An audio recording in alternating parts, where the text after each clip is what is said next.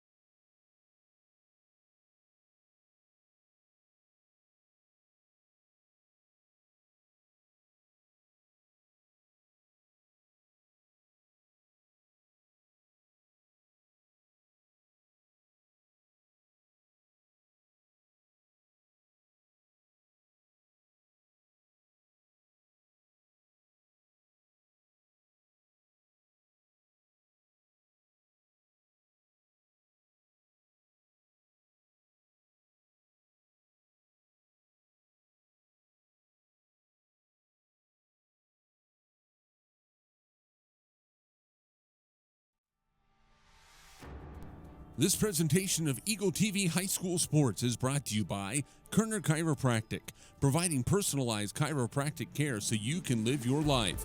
Find us in the Northridge Plaza in Hayes. Westview Church of Hayes, helping you enjoy life. Services for all ages, Sunday mornings at 10:30 and Wednesday evenings at 7. See them online at westviewchurch.tv. Carpet One of Hayes and Vidstem Decorating Center, providing you with quality, service, selection, and value since 1945. Nobody does it better than Carpet One. Thomas More Prep Marion. Through the dedication of students, parents, teachers, and alumni members, the focus is on Christian values and community awareness. TMP, Worlds of Opportunity, Investing for Eternity. Discovery Drilling. With 4 late model rigs, they have served central and western Kansas for over 19 years. Master Cleaners, professional dry cleaning at an affordable price. Paul Wurtenberger Construction, designing and building residential and commercial, building dreams for over 30 years. Paul Wurtenberger Construction, see our ad in the Next Tech directory. Service Master Clean of Hayes. From the major accidents to the minor incidents, Service Master Clean of Hayes. Corey, Pam, and the entire staff supports the efforts of Hayes High and TMP. Call today at 785-628-6712. Lifetime Dental Care. They provide your family with health, function, and beauty. Check out all of their services at lifetimedentalcare.com. Lifetime Dental Care of Hayes, always accepting new patients. Insurance Planning. Insurance for the way you work and live. For business, home, and family.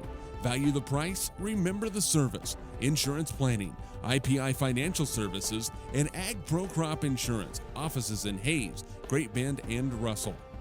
Bonapet Treat, a bakery, boutique, and hotel for your pet with a fun-filled experience for your special friend. Hayes Chevrolet. They have a huge selection of brand new Chevy cars, trucks, vans, SUVs, and a great selection of pre-owned vehicles. See them online at hayschevrolet.com. M&D Incorporated. They do trenching for sewer, water, electric, and gas. They also dig basements and make building pads. M&D Excavating, building the backbone of our community. Verney's Hamburger House. Feed yourself or the whole team with great burgers, milkshakes, and the award-winning onion rings. And they now accept credit and debit cards. Marianne, Bonnie, and the staff at Verney's Hamburger House, 17th and Vine in Hayes. Next Tech Wireless. Discover something different. Sakatumi Sushi Rolls. The freshest fish this side of Big Creek. Bacon Rhine Appraising Services, the lead provider of real estate valuations for the mortgage lending marketplace. With many years of experience, they have a proven track record. Contact Patty Bacon Rhine today. Perftech Wireline Services, total cased whole wireline services covering the state of Kansas, and proud to support TMP and Hayes High. Carico Implement, Pleased to offer the John Deere line of equipment. From farm tractors to lawn and garden equipment, Carico carries many hard-to-find parts and offers a complete line of toys and collectibles. Home Steel Siding and Windows, making your home or business beautiful, energy efficient, and comfortable with quality products we stand behind. See us at our location north of Hayes or online at homesteelsiding.com. G&L Tire and Automotive, more than just tires. They do oil changes, alignments, brake service, transmission flushes, any kind of service work, including tires by Firestone and Bridgestone. Union Station Coffee and Roastery, fresh roasted coffee daily. Leon's Welding and Fabrication, custom-built projects from the start to the gloss to the durable powder coat finish. Advanced Insulation and Coatings, save money, reduce sound, improve indoor air quality. Spray foam is the right choice for your home or business. Advanced Insulation and Coatings in Hayes. APAC, proven itself to be unsurpassed in quality and safety for highway construction. In fact, APAC is recognized as having one of the very best safety records in the industry. APAC, giving you the smooth ride. KJ&G Customs, for complete auto restorations, custom paint jobs, and custom exhaust. See Troy Robinson and the staff at KJ&G Customs on East 13th Street in Hayes. And by Eagle Communications, proud to provide cable TV, the fastest high-speed internet and phone services to the area.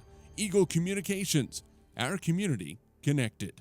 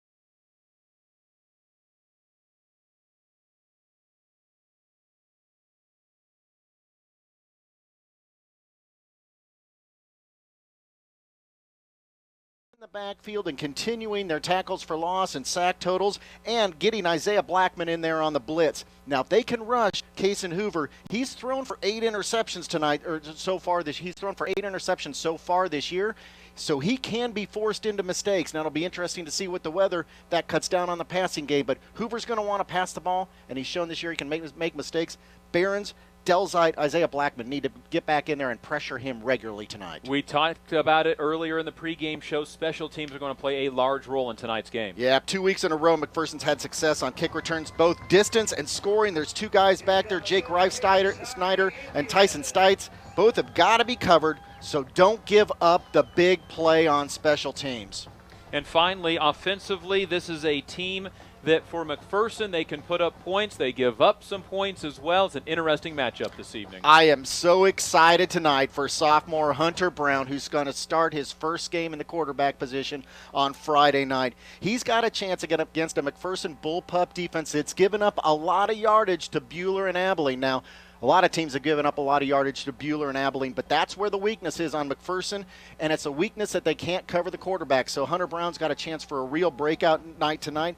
Hunter's already got 535 yards rushing on the season. How cool would it be for him to expand on that and set the stage for him in 2016? That's your keys to the game, brought to you by the Hayes Rec Fitness Center. We'll take our final break. When we come back, kickoff from Lewis Field Stadium between the Hayes High Indians and the McPherson Bullpups on this final Friday night of the regular season on 96.9 KFIX. Best of luck to all area athletes this season from Leon's Welding and Fabrication. For your welding, fabrication, sandblasting, and all right, Britt, we're we're going to add the billboard to the end of this one and make up the commercials later. And Leon's Welding.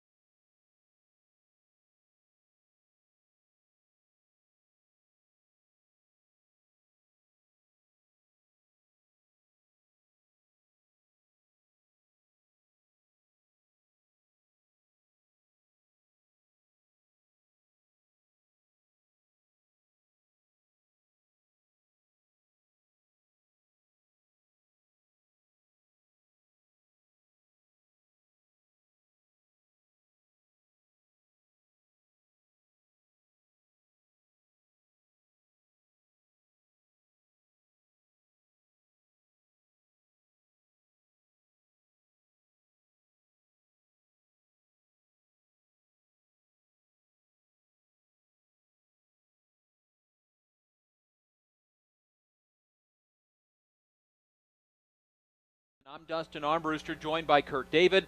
Back at the KFIX studio, it is Britt Zweigert. We have Harrison and Shannon with Eagle Cable Community Television and HayesPost.com. The Hayes High Indians, the McPherson Bullpups, will face the same fate after this ball game neither team will be making the playoffs in 2015. So for the Indians, it's senior night and an opportunity to end 2015 on a positive note. Hayes High will get the ball, and they'll start like this on offense. At left tackle, Lincoln Ector, the senior. Denton Rathke will be the left guard, the senior making his first career start. Braden Delzite, senior center for the last 3 years. Chance Brungart, the right guard, he's a junior. And Jake Gahn, a right tackle, he's the senior. At quarterback tonight, tailback, Hunter Brown is starting quarterback tonight. He has not played quarterback since his 8th grade year in the 3rd game of the season. He's back at quarterback due to injuries. Isaiah Blackman, senior fullback. Keith Dryden is the tailback. Jordan Betts is the senior slot. The tight ends, Jared Haynes and Shane Behrens. Hayes High 2-6 on the year. Finished the WAC schedule at 1-3, 0-2 in districts. McPherson comes in at 4-4 out of the Ark Valley Chisholm Trail League Division 3. They're also 0-2 in district play. Kurt David, Hayes High gets the football. How did it go down? Boy, the three defensive guys I'm counting on tonight, Delzite, Behrens, and Blackman, they were our captains. They did not win the toss. McPherson wins the toss but elects to defer, and that's why they're kicking off to the Hayes High Indians, who are going to be moving right to left on the field tonight. Your starting lineups were brought to you tonight by... Well, we'll get to it in a second. Kickoff is brought to you by Steel Fabrications. The kickoff, a short one, up the near sideline, mishandled and goes out of bounds, but a Hayes High Indian touched it, so no penalty, and Hayes High will start at their own 15-yard line. Kickoff tonight brought to you by Steel Fabrications. They are men of Western Kansas. Steel Fabrications, East Highway 40 in Hayes, proud to support area youth in all they do. Well, I'd like to call for a replay because I don't think Keith Dryden touched that ball. He might have just kind of tipped it, but he didn't seem to deflect it on its angle going out of bounds. Now, probably should have touched it, but that's where I'd like to see kind of an instant replay on that play. 15-yard line is where Hayes High will start this series on a cool, damp night at Lewis Field Stadium. Hunter Brown under center, I formation. It's a handoff to Isaiah Blackman. The fullback gets half a yard, maybe to the 16-yard line, and that's a big maybe. The Hayes High Indians try the trap play and can't get it by defensive tackle Karsten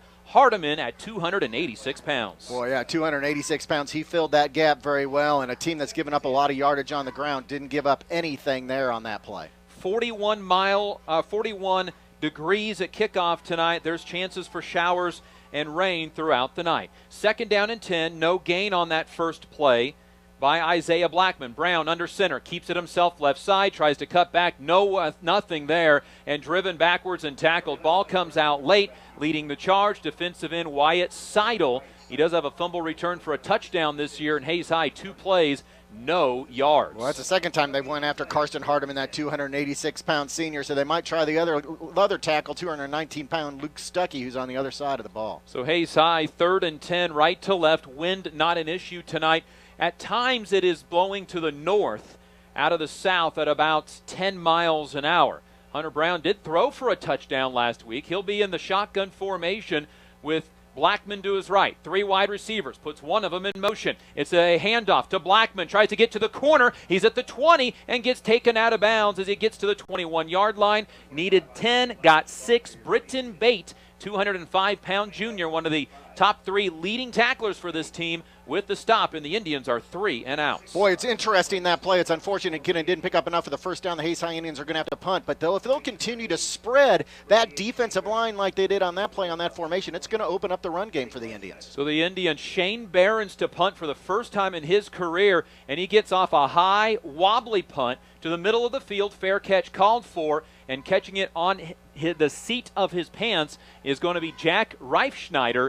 Good starting field position for the McPherson Bullpups, coached by Jace Paplovich. In his first year, he played here at Lewis Field Stadium for the Tigers, finishing up his career in 2012. 31-yard punt by Behrens on his first career attempt, and McPherson will start at their own 48-yard line, moving left to right, a team averaging 312 yards per game. Kaysen Hoover is the quarterback. Pistol formation. Indians bring the blitz. It's a handoff left side. It is going to be the senior running back, Clayton Gehring, with the tackle. They're starting tailback. Noah Juergens has been hurt for about 3 weeks now. It's been between Austin Hunt, a sophomore, Clayton Gehring, a senior. Gehring picks up about 7 yards on first down. We'll call it 6 into Indian territory. Talked about a 286-pound senior on defense.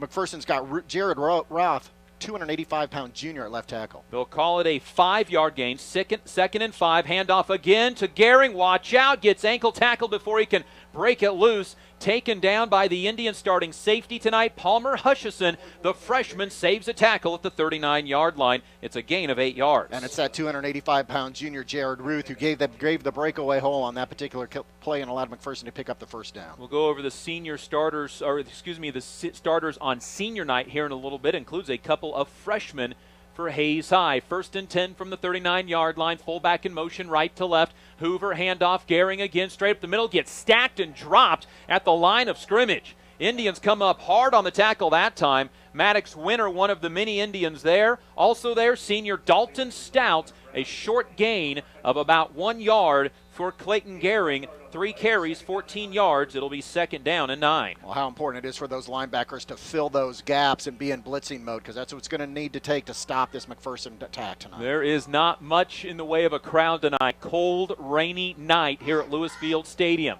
2nd down and 9 from the 38. McPherson's opening possession. Hoover takes the snap, tosses it right side to Gehring. Indians get in the backfield, and they're going to take him down in the backfield. Hayes High gets there for the tackle. It is going to be the Indians. Hunter Brown with the tackle for loss. I think it was Isaiah Blackman that shot the gap. It's a loss of 2, setting up 3rd down and 11 for McPherson. Well, credit Jared Haynes, too, who got back in there from the defensive end spot and slowed that play down and allowed Isaiah Blackman to get up there and pursue the runner. McPherson quickly out of their huddle. 3rd down and 11. It's a play-action pass. Gehring rolling out, has a man wide open. It is complete to Reifschneider. 1st down, knocked out of bounds at the 28-yard line. Needed 12, got 13. Tackle on the far sideline going to be made by Keaton Markley, and it's a 1st down for McPherson on Cason Hoover's first attempt of the night. Yeah, it took 5 plays, but Cason Hoover finally made a first pass attempt of the night and went to Reifschneider. Now remember, he'll split evenly between Reifschneider and Jeff Reed,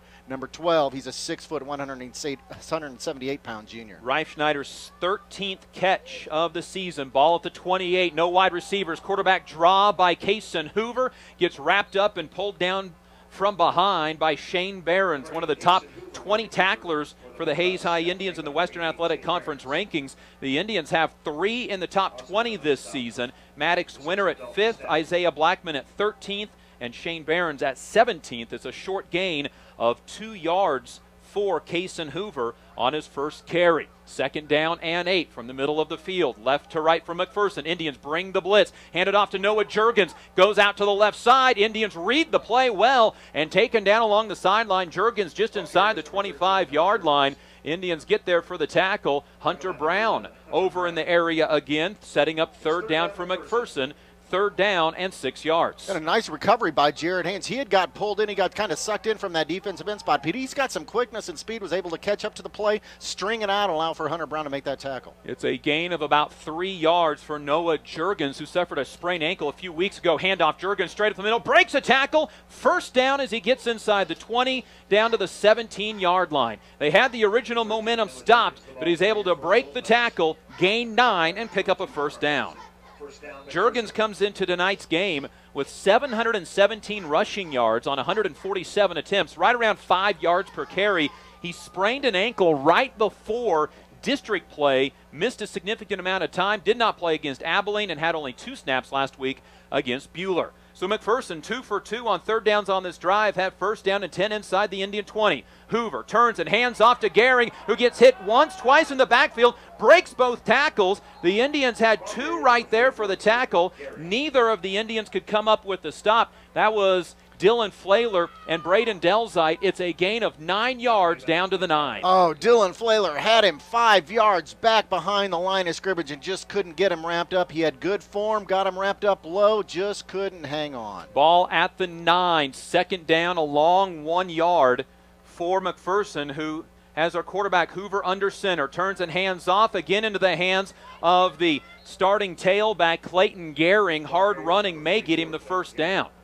Nope, 3rd down and a yard. He picked up about 3/4 of a yard to the 8-yard line. Gehring, 6 carries, 21 yards. Indians are getting good surge, but they are unfortunately not getting the tackle behind the line of scrimmage. 3rd and 1 from the 8 for McPherson on their opening drive. Hoover under center, long snap. Now everybody stands up for the Bullpups and looks to the far sideline. White jerseys, red helmets, red pants, red numbers for the Bullpups on the road tonight. Hoover under center. Again, long snap count. Toss left side for Gehring. Gehring has the corner inside the 5 and just gets thrown to the turf by the Indians. It is going to be on the tackle, Jordan Betts, but enough for a first down to the 2-yard line on a gain of 6. McPherson controlling the ball with 5:35 to go first quarter. 3 for 3 on 3rd down. Yeah, controlling the ball is right. They're already on the 10th play of this drive and just picked up their 4th first down. They now have it 1st and goal on the 2. This after the Indians started the game with a 3 and out. Hoover under center. 1st and goal from the 2-yard line, and flags come in. Looked like an Indian may have jumped across the line of scrimmage. I was going to say, pick your player on that one. I think there were a number of Indians across the line. Oh, no, it's called against the McPherson Bullpups. Their first penalty, so it backs the ball up to the 7-yard line. Indian football brought to you by Hertz Rent-A-Car, Shelter Insurance Agent Dustin Shoemaker, Kevin Shoemaker Construction, and Adams Brown, Barron and Ball. Hayes High, home black jerseys, maroon numbers, maroon helmets, maroon pants. Uniform update provided by Phase 2 with game day items in stock. Phase 2 just off of Vine on East 22nd Street in Hayes. I formation, 2 wide receivers to the left. 1st and goal from the 7. Toss left side for Juergens. Juergens at the 5, dives for the end zone, runs over an Indian, and steps out of bounds at the 1-yard line. Hunter Brown credited for the tackle at the 1 on a gain of 6 on 2nd and goal from the 1 now for the Bullpups. All right, Dylan Flaler coming back into the game. He had a great attempt at a 5-yard tackle for loss that time on previous play. Going to give it another shot as he comes in to replace Maddox Winter. Winter comes out of the game having a groin injury the last couple of weeks. I formation from McPherson from the 1 on 2nd and goal. Hoover under center, turns, hands off to the fullback who dives in the end zone. It's a touchdown for Dustin Canaston, his 5th of the season, and McPherson, a long, time-consuming drive on their opening drive of the game, takes a 6-0 lead over the Hayes High Indians. You're talking about a long-consuming drive, 12 plays to get down the field, 53 yards down the field, and they eat up 5 minutes and 40 seconds of this first quarter clock. And the kick is going to be Tyson Stites. The snap is fumbled. The holder, Labertu, picks it up. The backup quarterback lobs it to the end zone. It is broken up. And what turns into a 2-point conversion is no good. And with 4:51 to go in the opening quarter, the Hayes High Indians trail 6-0. Stites 15 for 18 on extra points this year, but for the first time we may have seen what a wet ball will end up doing tonight. Well, it certainly will. It certainly slowed, or certainly caused a bad snap there on that PAT, and it certainly has slowed down the passing game of Case and Hoover, but the running game's made up for it. Again, 12 plays, 53 yards, eating up 5 minutes and 40 seconds. Really a classic opening drive for the McPherson Bullpups, and probably something they wish they would have had all season long. Key for the McPherson Bullpups, 3 for 3 on 3rd down conversions on that opening drive. Hayes High started the game 3 and out. Indian football brought to you by Steel Fabrications, Precision Valley Golf Center, Crop Production Services of Hayes, and Horizon Appliance and Electronics. Like Kurt said, 12 plays, 53 yards, 5 minutes and 40 seconds. There's 4:51 to go in the opening quarter. Kickoff for the Indians taken by Keith Dryden at the 16-yard line. 20, 25, 30. The senior to the right hash gets taken down inside of the 31-yard line. Good return, and Hayes High will have a 1st down and 10 from their own 31-yard line on what will be their 2nd drive of the game. All right, no excuses anymore for starting jitters for Hunter Brown, who's starting his first Friday night game at quarterback for the Hayes High Indians.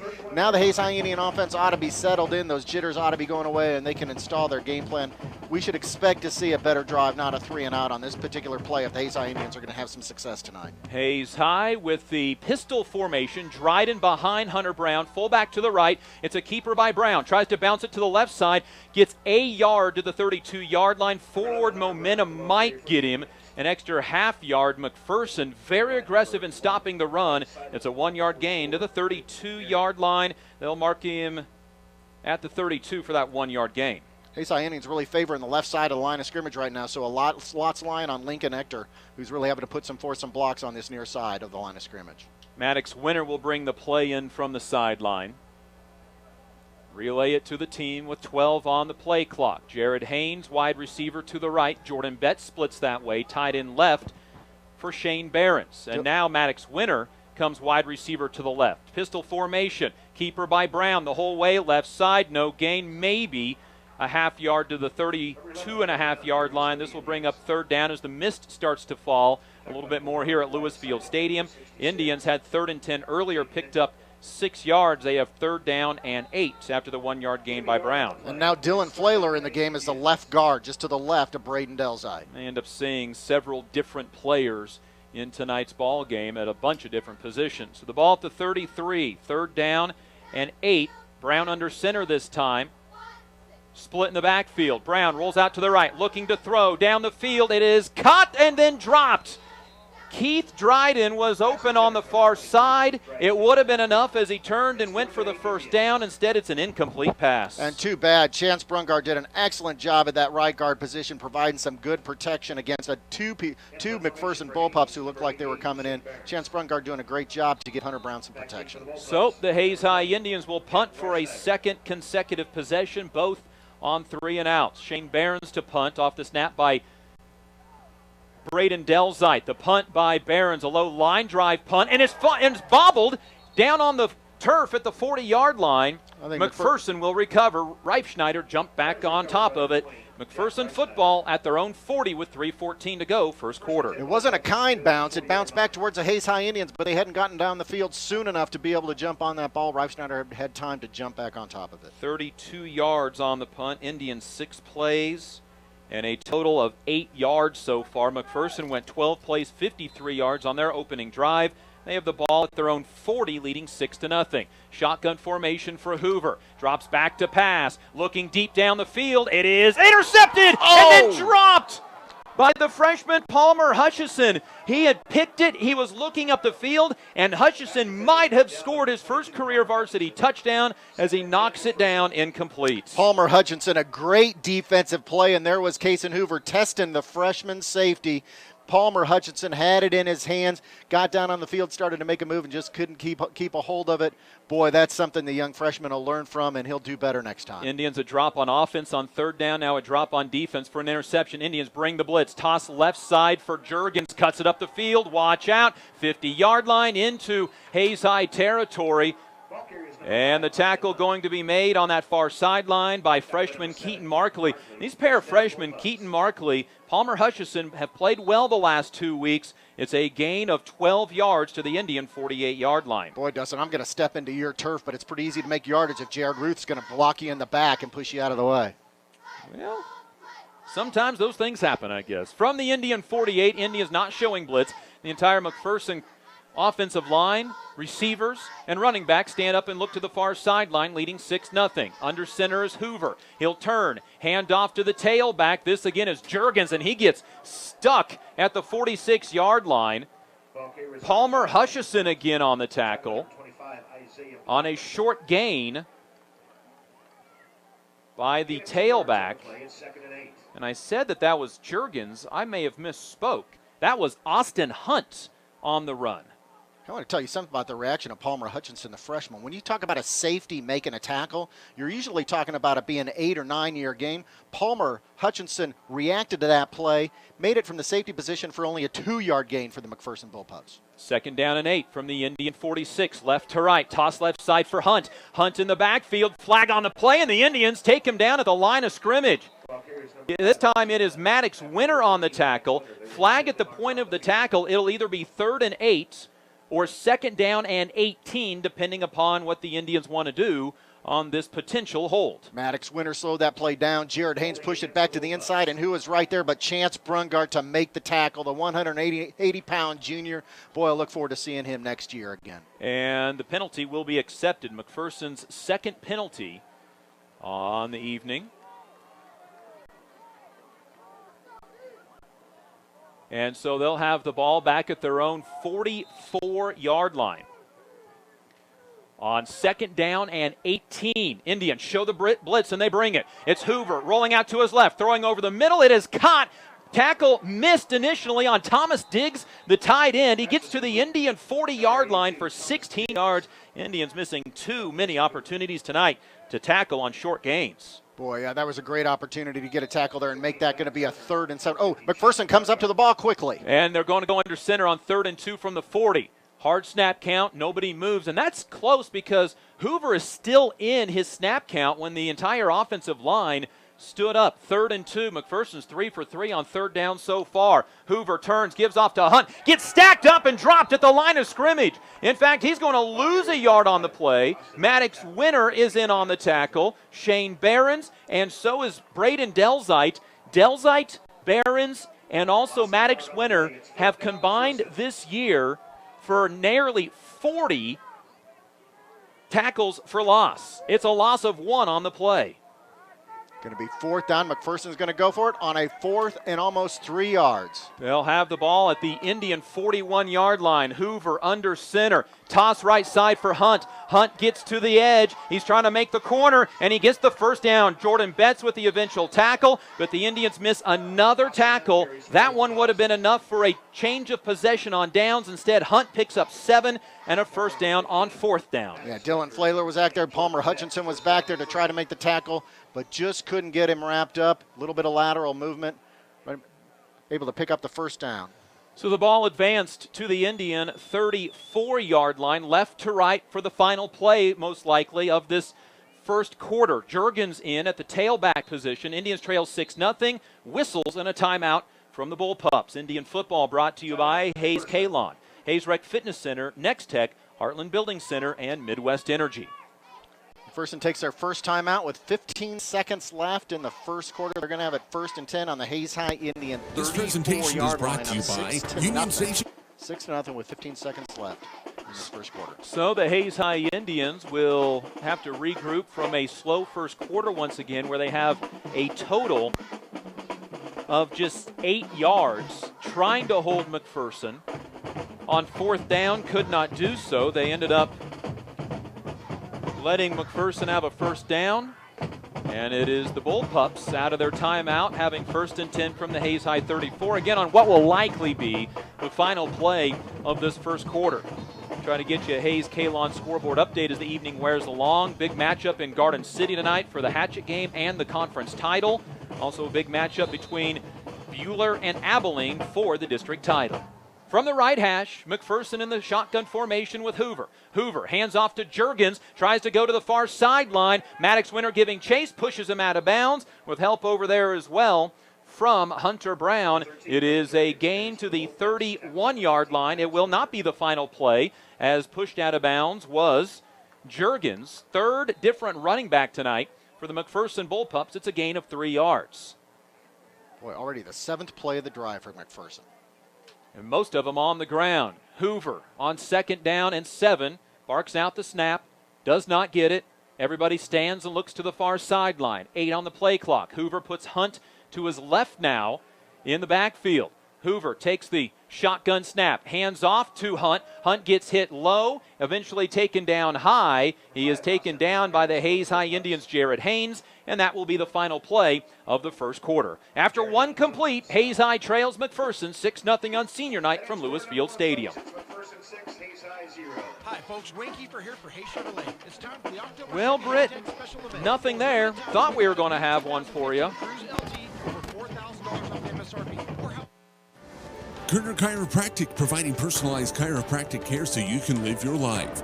Westview Church of Hayes, helping you enjoy life. Carpa One of Hayes Vitston Decorating Center, providing you with quality service selection and value since 1945. Thomas More Prep Marion, Worlds of Opportunity, investing for eternity. Discovery Drilling, serving central and western Kansas for over 19 years. Master Cleaners, professional dry cleaning at an affordable price. Paul Wurtenberger Construction, building dreams for over 30 years. Service Master Clean of Hayes, from the major accidents to the minor incidents. Lifetime Dental Care, providing your family health, function, and beauty. Insurance Planning, insurance for the way you work and live. Bonaparte Treat, a bakery, boutique, and hotel for your pet. Hayes Chevrolet, they have a huge selection of brand new and pre-owned vehicles. M&D Incorporated, building the backbone of our community. Bernie's Hamburger House, feed yourself for the whole team. On this drive, but then converted on 4th down and 3, so likely still 4-down territory for McPherson. Hoover in the shotgun with Hunt to his left. Takes the snap, hands off to Hunt. No, it's a keeper by Hoover. The quarterback gets hit low by Hunter Brown. Also there's Keaton Markley and Jared Haynes. Not enough for the first down to the 25-yard line. 4th down after the 2-yard gain. Jared Haynes, another recovery to get back to stretch that field, or stretch that play to the outside and allow for Markley as well as a Hunter Brown to be able to make that tackle. The ball is just inside of the left hash at the 25-yard line. Indians trailing 6-0. Hoover will come under center for this play. Canaston, the fullback, back into the contest. Hoover will not snap the ball, or get the snap, I should say, from center Derek Hall, the 212-pound senior. When McPherson had goal to go from the 1, they just handed off to Canaston, and he dove into the end zone. McPherson can't get the play in. The play clock was down to 1 when they took the timeout. McPherson uses up their second first half timeouts. Well, credit Maddox Winter for that. Maddox Winter was standing back there as a linebacker, but right as McPherson was trying to set the play, Maddox Winter sprints up and goes in as a down lineman to add another down lineman there, and it obviously shook up whatever the play call was. McPherson coaching staff caught it and had to use their second timeout of this half. Not much scoring around the state so far tonight. In your Hayes Kalon scoreboard update, it is scoreless after 1 quarter between Dodge City and Garden City for the Western Athletic Conference title. Garden City needs a win to stay in playoff contention. Abilene and Buhler after 1 quarter scoreless. Kalon scoreboard update. The green grass you won in the spring starts with spraying in the fall by Hayes Kalon. Call Kirk Maska, 623-0674. 4th and 1 for the Bullpups. Indians have allowed just 37% conversion rate on 4th downs this year. Man in motion to the right. Toss right side for Hunt. Indians sniff it out, but can't get to the tackle in time. But there's a late flag coming in, Dustin. Well, that could be advantageous for the Indians because the official from the near side comes sprinting in, holding on the McPherson Bullpups. That play's going to make it a distance for the McPherson Bullpups. The official came running in, and he signaled to whichever player it was that you reached around him. That typically will not be good. You World Series watchers, New York Mets have taken a 2-1 lead in the bottom of the first inning. And it'll be 4th down and 11, actually 4th and 12 now for McPherson. What do the Bullpups elect to do? They converted on 4th and 3 on this drive. That would have been 4th and 1.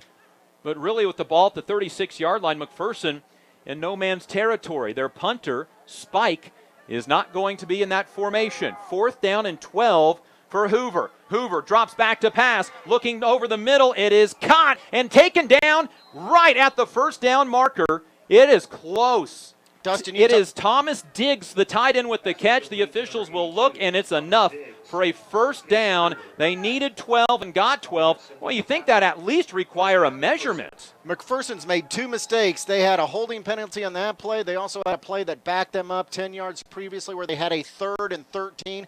Hayes High's given up the long ball on both of those plays. Thomas Diggs on the season had 3 catches for 99 yards. He has 2 big catches tonight for 28 yards. So 1st and 10 for the Bullpups, and their long drive continues, leading 6-0.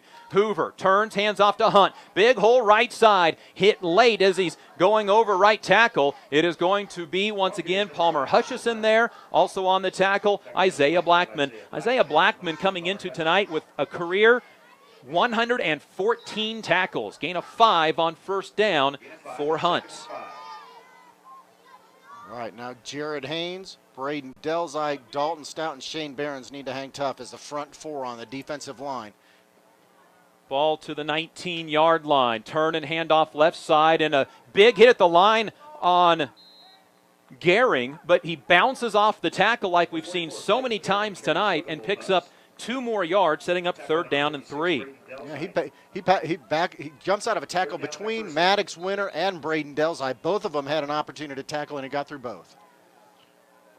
It'll be 3rd down and 3 from the 17-yard line for the Bullpups. They have not converted on their last 2 attempts, but did on 4th down. Handoff, Gehring tries the sideline. Overwhelmed. No, he breaks out of 2 tackles. He's going to get close to the 1st down.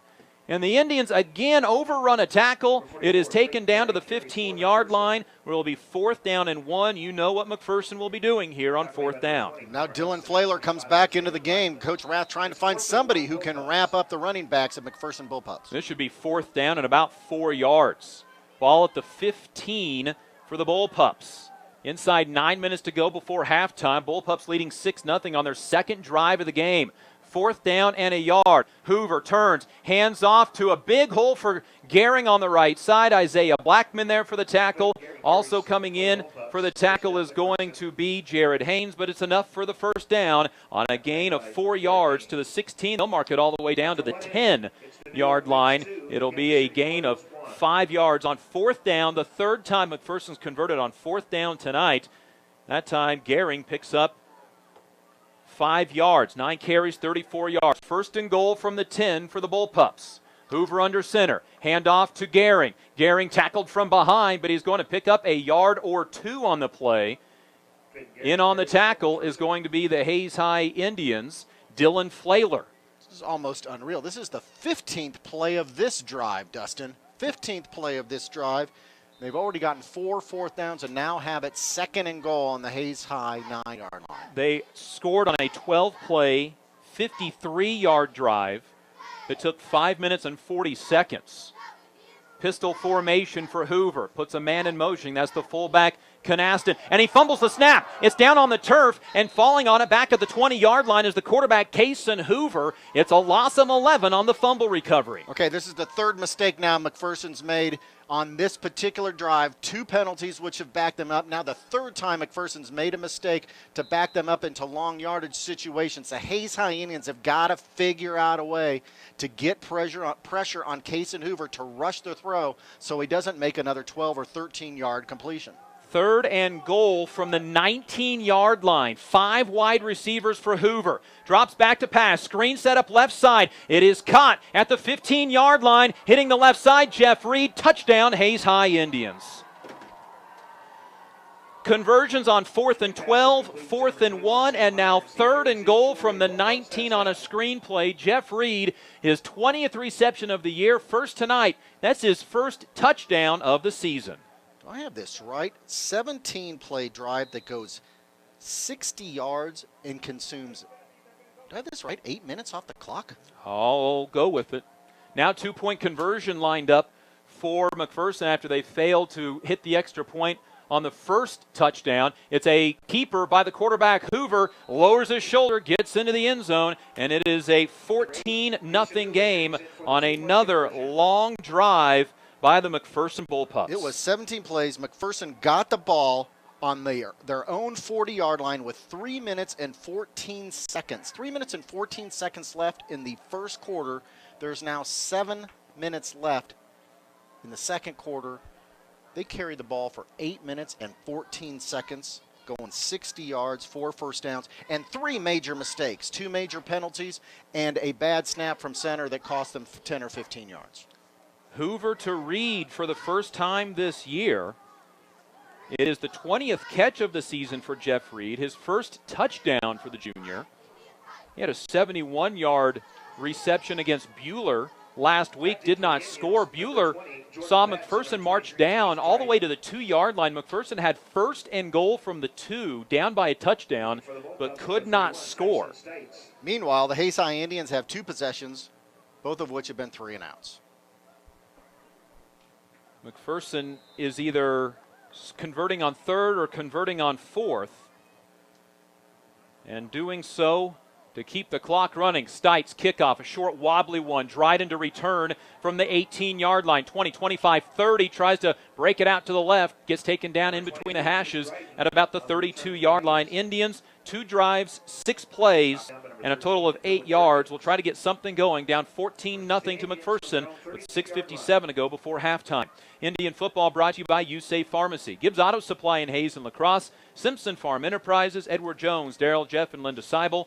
and Discount Siding Supply. So Hunter Brown will bring the play in from the sideline. The starting quarterback for the first time since the third game, his 8th grade year. The sophomore with just a fullback behind him will throw a screen pass left side. It's a double pass down the field for Keith Dryden. Makes the catch at the 40. Tried to make a man miss at the 35. Taken down at the 33-yard line. The Indians ran that play earlier this year for a touchdown. This time it goes from Maddox Winter to Keith Dryden to the plus side of the field at the 33-yard line. You know, we watched that play early in the season, and it wasn't nearly as successful. The Hayes High Indians have practiced it, and they've gotten a chance to run it kind of late in the season, but it is nice to see they've finally been able to execute that play and make it effective for a big pickup for the Hayes High Indians, and maybe just the spark they need offensively to start a run. 35 yards. I formation, Dryden the tailback. It's a keeper by Hunter Brown. Lowers his shoulder. He'll get a yard to the 32-yard line. Running game has been stagnant for the Indians. They have rushed the ball 6 times for a total of 9 yards. Keith Dryden on the year now with 8 catches, nearing 300 yards, one of the top 5 receivers in the Western Athletic Conference this year. Of his now 8 catches on the year, that's his 9th catch, he has had 5 of them for touchdowns.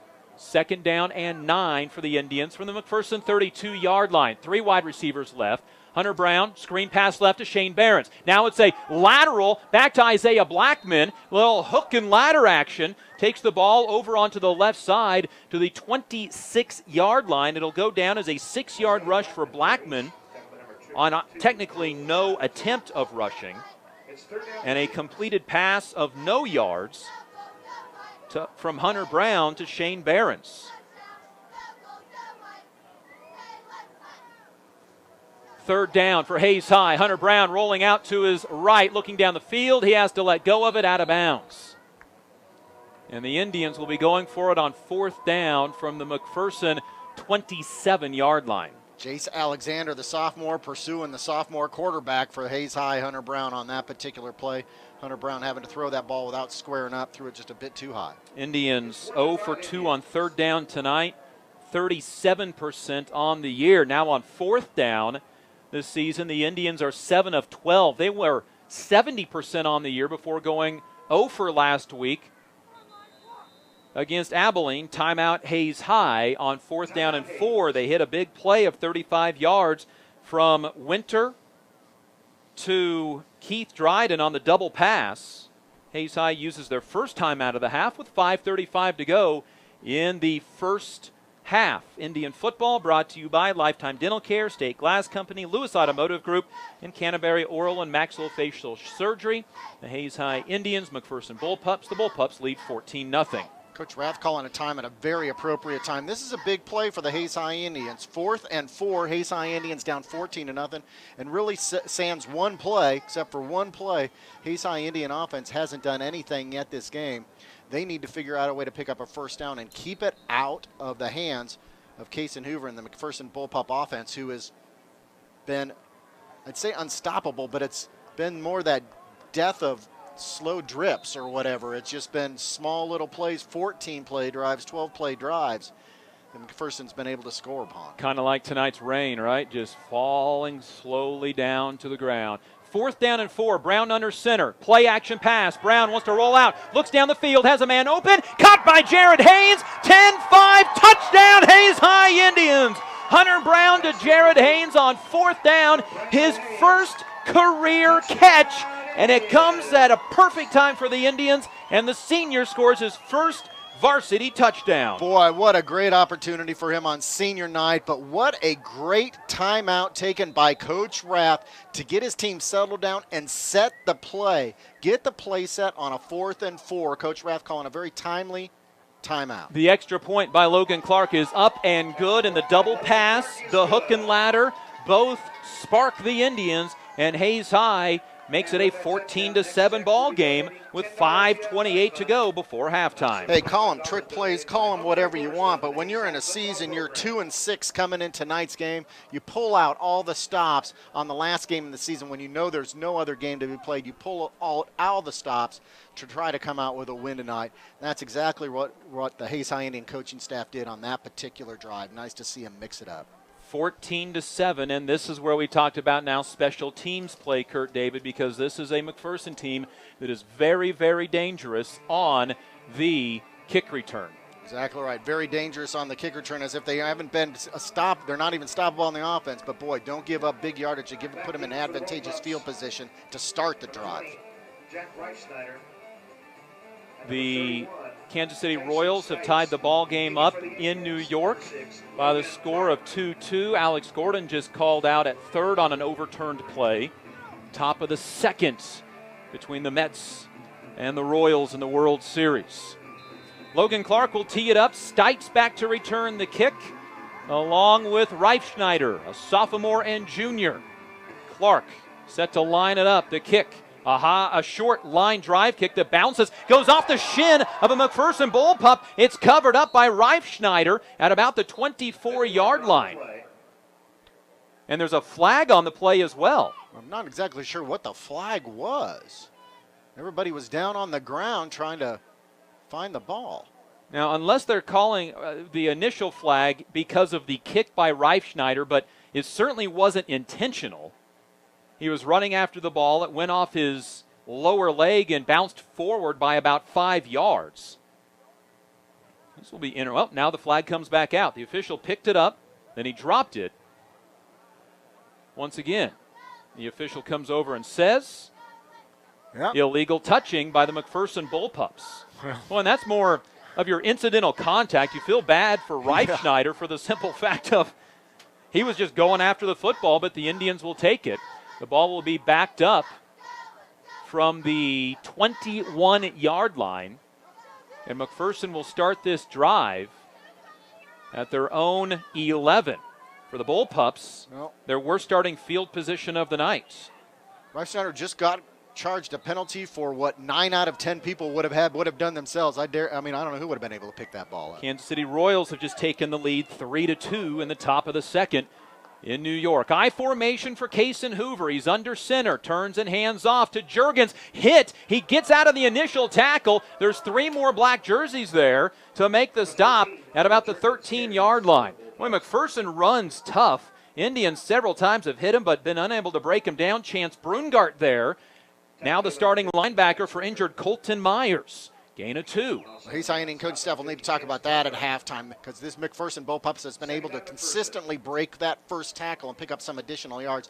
That time, 2 additional yards after the initial hit. Right to left for McPherson with a 14-7 lead. Second down and 8 from the 13. Play action pass. Hoover looking over the middle. It is caught. It is taken down across the 25-yard line. Another catch for Diggs. Tackle made by the safety, Palmer Hutchison, who's in position again to make the stop. He tried to jar the ball loose, but the ball advanced to the 27-yard line on a gain of 14 yards. Well, key to the game tonight was Braden Delzite, Shane Barron's getting pressure on the quarterback, and a blitzing Isaiah Blackman. Nobody's got pressure on Kason Hayden that time. Kason Hoover. Hoover is 5 for 6 now. His only incomplete pass, a near interception. The drive resulted in a touchdown eventually for McPherson. 1st and 10, handoff. It goes to the tailback to Gehring. Gehring tried to, Juergens. Juergens tried to hurdle a defender. Lucky he didn't get hurt on the play. Apparently that ankle okay, no gain on the play. Dalton Stout doing a great job of stuffing up the middle line of scrimmage. The Hayes High Indian defensive line has figured out how to stop those runs up the middle. Again, now they just need to figure out a way to get on Kason Hoover and get some pressure back on that quarterback. McPherson quickly to the line of scrimmage. 2nd down and 10. 2 wide receivers right from the pistol. Turn, no, play action pass. Hoover under some pressure. Throws it and it's intercepted. Taken away by the Hayes High Indians. It is Maddox Winter, and he's going to be taken down inside the 25-yard line. for Maddox Winter, a league-leading 4th interception, and Hayes High has the ball down by a touchdown with 3:40 to go in the game. And that's a ninth interception this season for Cason Hoover, and that time Jared Haynes was in the backfield, making Hoover spread out to the far side, making him spread, making him scramble a bit before he threw that pass. If you get pressure on Cason Hoover, 9 times now during the season he's thrown interceptions.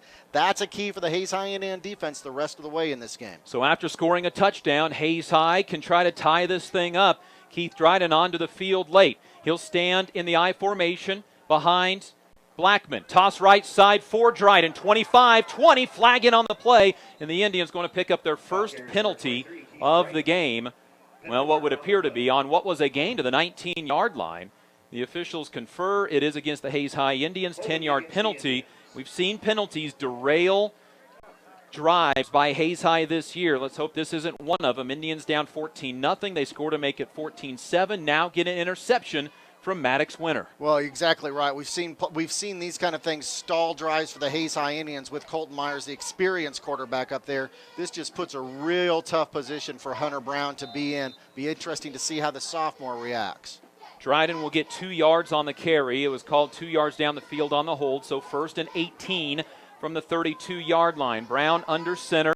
Blackman and Dryden, the running backs behind him. Turn and hand off to Blackman, the fullback. Nothing there. Goodness, this defensive line from McPherson is very good. Britton Bates, the linebacker, came charging up for the tackle. Caleb Jost is the defensive end to make the tackle. Also there is going to be defensive tackle Karsten Hardiman. 2nd down and 18 for the Indians. No gain on the play. Yeah, both of those defensive tackles in the middle of the line of scrimmage, Karsten Hardiman, a 286-pound senior, Luke Stuckey, a 219-pound senior. They're both experienced big seniors in the middle of the line of scrimmage. I don't think that's going to be the area for success for the Hayes High Indians tonight. Ball from the 32. Timeout first, though, by the Hayes High Indians. Their 2nd of the half. They get the big pick and have a chance to try to tie this game up. Remember, McPherson starts the 2nd half with the ball, so the Indians would like to score and not give McPherson back-to-back possessions. Indian football brought to you by Leon's Welding and Fabrication, Ellis County Abstract and Title, and Discovery Drilling. Well, the last time we saw Coach Rath call a timeout, he got the offense set, and they had a nice play for a touchdown from Hunter Brown to Jared Haynes. We'll see what play Coach Rath gets set now on 2nd and 18 with 2 minutes and 40 seconds left in the half. Hayes Kalon scoreboard update has Buhler leading Abilene 6-0 in the 2nd quarter. Dodge City has just taken a 7-6 lead over the Garden City Buffaloes. Whoa. 14-7. Northwest is leading Hutchison at the end of the 1st quarter. And the Crusaders have scored again over Abilene to make it 14-0. From the 32, Indians driving down by a touchdown, trying to keep this spark alive here in the 2nd quarter. Braden Delzite, the 3-year starter at center, breaks the huddle, comes to the ball on the right hash of the 32. Power I formation for Brown. Brown wants to keep it himself, goes out, now wants to throw down the field, heaves it up. It is caught on a dive by Keith Dryden. Oh, and they rule it incomplete. Keith Dryden beside himself, can't believe it. The official came running in late. Dryden was open. The pass was a little short. That looked like a very good reception by Keith Dryden. That is likely getting a replay on another level of football. Incomplete pass. It is. The ball was a little bit short, but Keith Dryden came back to it, got down on his knees, and looked like he had scooped it just before it hit the ground. But obviously the official, who was in fairly decent position to make that call, saw it otherwise. And so 3rd down and 18 for the Indians, who are 0 for 3 on 3rd down tonight. Indians probably in 4-down territory. 1 wide receiver left. It's Brown rolling out to his left, wanting to throw over the middle, caught by Shane Behrens. He'll break a tackle, get to the 19-yard line, and set up the Indians in decent 4th down conversion attempt here. Well, that's exactly right. 4th and 6, but you know what? This drive got started with a holding penalty. It made it 1st and 18, and we've seen time and time again it's been hard for the Hayes High Indians to recover that. They've gotten it now back to a 4th and 6.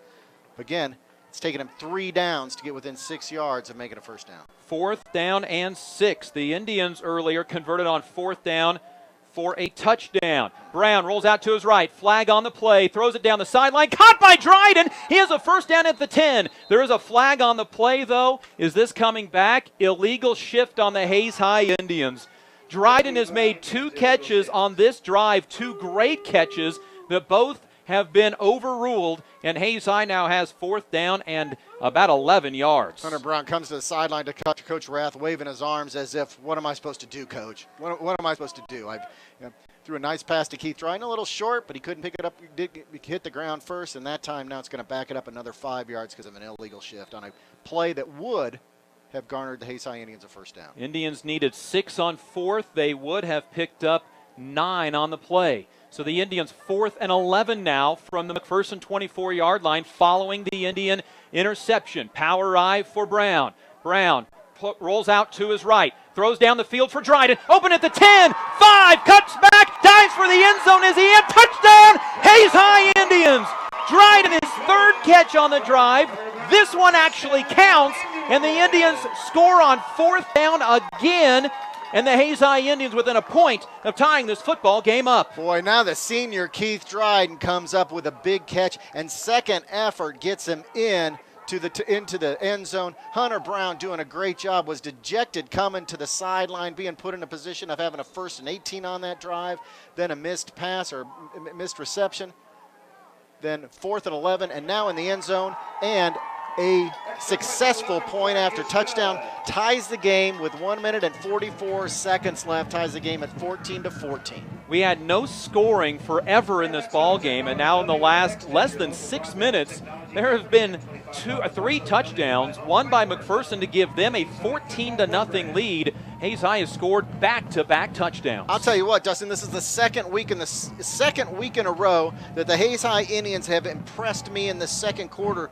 Last week against Abilene, down 22-0 at the end of the first quarter. Hayes High Indians could have easily have hung their head, thrown in the towel, but they didn't. They came back in the second quarter, played good football through the remainder of the game. Hayes High was not looking good. 2 3-and-out possessions, and didn't look like they were going to be able to stop McPherson successfully when McPherson had the ball. But here in the second quarter, Hayes High Indians have come back and answered with 14 points to tie this game up. This time Brown to Dryden. For Keith Dryden, it is his 10th career touchdown catch. Now, McPherson's going to get the ball with 1 minute and 44 seconds left. Remember, McPherson won the toss and deferred, so they're going to get the ball in the second half. Important for the Hayes High Indian defense to put something together on this minute and 44. And the kickoff comes near sideline. Short bounce at the 20. Reifschneider, 25. Bounces left side. Watch out. 40-yard line. 45, gets tackled from behind, taken down by Dante Blackman. Remember, a week ago, the Indians got back into the ball game against Abilene and watched Harley Hazlett return the kick for a touchdown. This time, the Hayes High Indians are able to gobble up the returner at the 49-yard line. Well, I'll tell you what, that Jack Reifschneider, 5'10", 169-pound junior, has got some great lateral movement. That wasn't any speed. He wasn't fast. He just managed to make lateral movement and avoid tacklers. McPherson, an interception on their last drive. This is their 4th drive of the game, 1:36 before halftime. Handoff, no keeper by Hoover. The quarterback hit. He'll gain a yard, and there's a fumble. Ball's loose on the turf, and McPherson's going to recover. I think it was Jared Haynes who forced it loose. Austin Hunt, the tailback, recovers it at the McPherson 44-yard line, and an inspired Indian team forces 2nd down and long. And the clock's ticking with now 1:12 left, and McPherson's already burned 2 timeouts. They have only 1 left to use in this half. You got to imagine that McPherson, after losing 5, how aggressive will they be with 1:02 remaining? Indians also with 1 timeout. 3 wide receivers. Hoover, quarterback keep up the middle. He'll get hit and taken down at the original line of scrimmage of the 49-yard line. Maddox Winter there for the tackle. Shane Behrens. Also coming up again is Isaiah Blackman. 3rd down and 10 with 42 seconds to go before halftime. McPherson does have to run a play here.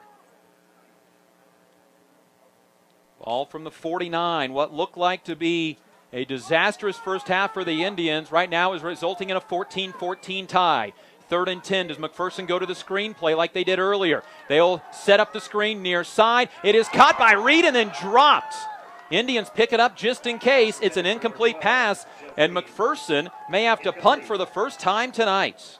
Was that Braden Delzide back in there rushing the screen? Now, obviously, actually, is that Braden Delzide or Dalton Stout back in there? I think that was Dalton Stout who got back in there. Now, obviously, the line's going to let those linemen through to set up the screen, but Dalton Stout got there back there a lot faster than Cason Hoover was expecting. Caleb Spike to punt for the first time tonight, 19th time this year. Indians will send Maddox Winter back to receive the punt. Indians nearly block it. It's a short punt. Winter will let it bounce, and it is touched by a McPherson Bullpup, and it'll leave the Indians with 13 seconds before halftime to elect. Do we try one more play here before the break in a 14-all game? Boy, I don't know, Dustin. You just brought this team back to tie the game 14-all. You're back on your own 24-yard line with 13 seconds left. You've got momentum here. You've tied the game, and you just shut the McPherson Bullpup offense down to a 3-and-out. And I say let's get into halftime and celebrate what has now become a recovery second quarter, set the stage for what could be a very exciting second half. First two drives of the game, McPherson 29 plays. The last two, a total of 7. Indians will come out in the I formation. Hunter Brown under center, 14 seconds before halftime. The sophomore quarterback will take a knee, and that'll take us to halftime. And Kurt, the Hayes High Indians on senior night are playing like it's senior night in the final game of the season. There's a lot of heart on the field tonight. Well, it took them a while to get there. It took them about a quarter and a half to get there, but in the last half of this second quarter, the Hayes High Indians have really turned it on both offensively and defensively. Hunter Brown, some nice passes to the two seniors, Keith Dryden and Jared Haynes. Good to see them on senior night get into the end zone and tie the score up. And, boy, I'm impressed. McPherson, I think, wanted to move the ball with 1:44 left. And the Hayes High Indians, now it was aided by a fumble that backed McPherson up 5 yards, but coaching staff didn't use their final timeout, and the Hayes High Indians shut the McPherson Bullpups down to a 3-and-out. What a great way for this Indian team that's been challenged all season long, comes into this game 2-6. What a great way for them to go to halftime. Now they'll come out back defensively and try to shut down the McPherson Bullpups again to start the third quarter. After having a total of 8 yards in the first quarter, Hayes High is tied at halftime with the Bullpups here at Lewis Field Stadium at 14 apiece. Halftime is here. This is Hayes High Indian football. Always expect in life is the end. All right, Britt. This presentation of Eagle TV High School Sports is brought to you by Kerner Chiropractic, providing personalized chiropractic care so you can live your life. Find us in the Northridge Plaza in Hayes. Westview Church of Hayes, helping you enjoy life. Services for all ages, Sunday mornings at 10:30 and Wednesday evenings at 7. See them online at westviewchurch.tv. Carpet One of Hayes and Vidstem Decorating Center, providing you with quality, service, selection, and value since 1945. Nobody does it better than Carpet One. Thomas More Prep Marion. Through the dedication of students, parents, teachers, and alumni members, the focus is on Christian values and community awareness. TMP, Worlds of Opportunity, Investing for Eternity. Discovery Drilling. With 4 late model rigs, they have served central and western Kansas for over 19 years. Master Cleaners, professional dry cleaning at an affordable price. Paul Wurtenberger Construction, designing and building residential and commercial, building dreams for over 30 years. Paul Wurtenberger Construction. See our ad in the Next Tech directory. Service Master Clean of Hayes. From the major accidents to the minor incidents, Service Master Clean of Hayes. Corey, Pam, and the entire staff supports the efforts of Hayes High and TMP. Call today at 785-628-6712. Lifetime Dental Care. They provide your family with health, function, and beauty. Check out all of their services at lifetimedentalcare.com. Lifetime Dental Care of Hayes, always accepting new patients. Insurance Planning. Insurance for the way you work and live. For business, home, and family. Value the price, remember the service. Insurance Planning, IPI Financial Services, and Ag Pro Crop Insurance. Offices in Hayes, Great Bend, and Russell. Bonapet Treat, a bakery, boutique, and hotel for your pet with a fun-filled experience for your special friend. Hayes Chevrolet. They have a huge selection of brand new Chevy cars, trucks, vans, SUVs, and a great selection of pre-owned vehicles. See them online at hayschevrolet.com. M&D Incorporated. They do trenching for sewer, water, electric, and gas. They also dig basements and make building pads. M&D Excavating, building the backbone of our community. Verney's Hamburger House. Feed yourself or the whole team with great burgers, milkshakes, and the award-winning onion rings. And they now accept credit and debit cards. Marianne, Bonnie, and the staff at Verney's Hamburger House, 17th and Vine in Hayes. Next Tech Wireless. Discover something different. Sakatumi Sushi Rolls, the freshest fish this side of Big Creek. Bacon Ryan Appraising Services, the lead provider of real estate valuations for the mortgage lending marketplace. With many years of experience, they have a proven track record. Contact Patty Bacon-Ryan today. Perftech Wireline Services, total cased whole wireline services covering the state of Kansas, and proud to support TMP and Hayes High. Carico Implement, pleased to offer the John Deere line of equipment, from farm tractors to lawn and garden equipment. Carico carries many hard-to-find parts and offers a complete line of toys and collectibles.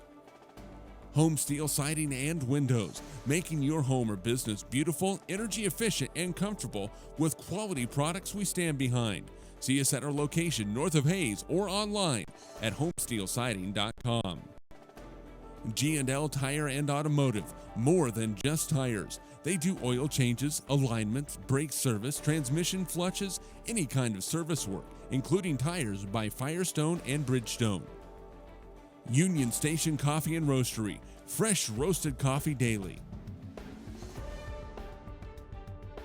Leon's Welding and Fabrication, custom-built projects from the start to the gloss to the durable powder coat finish. Advanced Insulation and Coatings, save money, reduce sound, improve indoor air quality. Spray foam is the right choice for your home or business. Advanced Insulation and Coatings in Hayes. APAC, proven itself to be unsurpassed in quality and safety for highway construction. In fact, APAC is recognized as having one of the very best safety records in the industry. APAC, giving you the smooth ride. KJ&G Customs, for complete auto restorations, custom paint jobs, and custom exhaust. See Troy Robinson and the staff at KJ&G Customs on East 13th Street in Hayes. And by Eagle Communications, proud to provide cable TV, the fastest high-speed internet and phone services to the area. Eagle Communications, our community connected. This presentation of Eagle TV High School Sports is brought to you by Kerner Chiropractic, providing personalized chiropractic care so you can live your life. Find us in the Northridge Plaza in Hayes.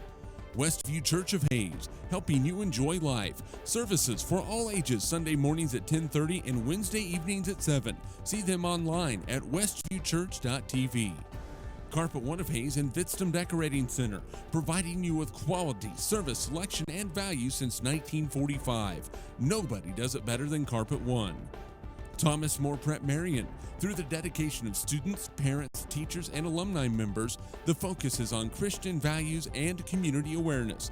TMP, Worlds of Opportunity, investing for eternity. Discovery Drilling, with 4 late model rigs, they have served central and western Kansas for over 19 years. Master Cleaners, professional dry cleaning at an affordable price. Paul Wurtenberger Construction, designing and building residential and commercial, building dreams for over 30 years. Paul Wurtenberger Construction, see our ad in the Next Tech directory.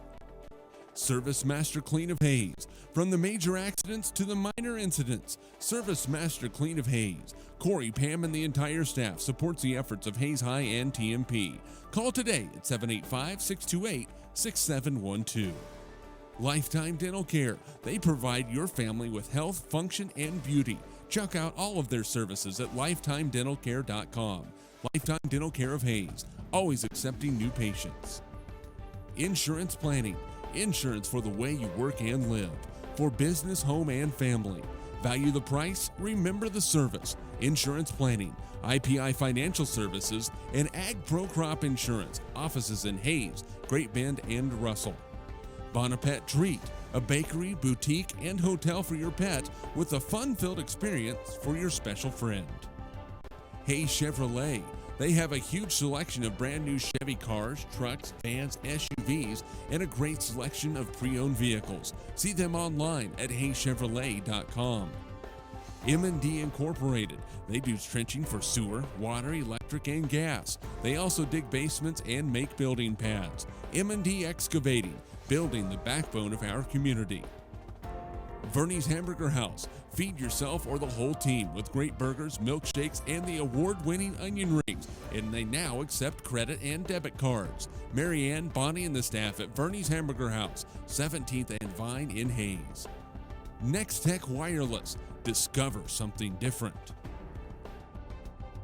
Sakatumi Sushi Rolls, the freshest fish this side of Big Creek. Bacon Ryan Appraising Services, the lead provider of real estate valuations for the mortgage lending marketplace. With many years of experience, they have a proven track record. Contact Patty Bacon-Ryan today. Perftech Wireline Services, total cased whole wireline services covering the state of Kansas, and proud to support TMP and Hayes High. Carico Implement, pleased to offer the John Deere line of equipment, from farm tractors to lawn and garden equipment. Carico carries many hard-to-find parts and offers a complete line of toys and collectibles. Home Steel Siding and Windows, making your home or business beautiful, energy efficient, and comfortable with quality products we stand behind. See us at our location north of Hayes or online at homesteelsiding.com. G&L Tire and Automotive, more than just tires. They do oil changes, alignments, brake service, transmission flushes, any kind of service work, including tires by Firestone and Bridgestone. Union Station Coffee and Roastery, fresh roasted coffee daily. Leon's Welding and Fabrication, custom-built projects from the start to the gloss to the durable powder coat finish. Advanced Insulation and Coatings, save money, reduce sound, improve indoor air quality. Spray foam is the right choice for your home or business. Advanced Insulation and Coatings in Hayes. APAC, proven itself to be unsurpassed in quality and safety for highway construction. In fact, APAC is recognized as having one of the very best safety records in the industry. APAC, giving you the smooth ride. KJ&G Customs, for complete auto restorations, custom paint jobs, and custom exhaust. See Troy Robinson and the staff at KJ&G Customs on East 13th Street in Hayes. And by Eagle Communications, proud to provide cable TV, the fastest high-speed internet and phone services to the area. Eagle Communications, our community connected. This presentation of Eagle TV High School Sports is brought to you by Kerner Chiropractic, providing personalized chiropractic care so you can live your life. Find us in the Northridge Plaza in Hayes. Westview Church of Hayes, helping you enjoy life. Services for all ages, Sunday mornings at 10.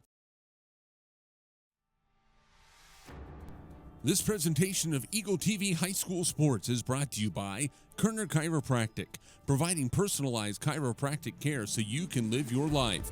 Find us in the Northridge Plaza in Hayes. Westview Church of Hayes, helping you enjoy life. Services for all ages, Sunday mornings at 10:30 and Wednesday evenings at 7. See them online at westviewchurch.tv.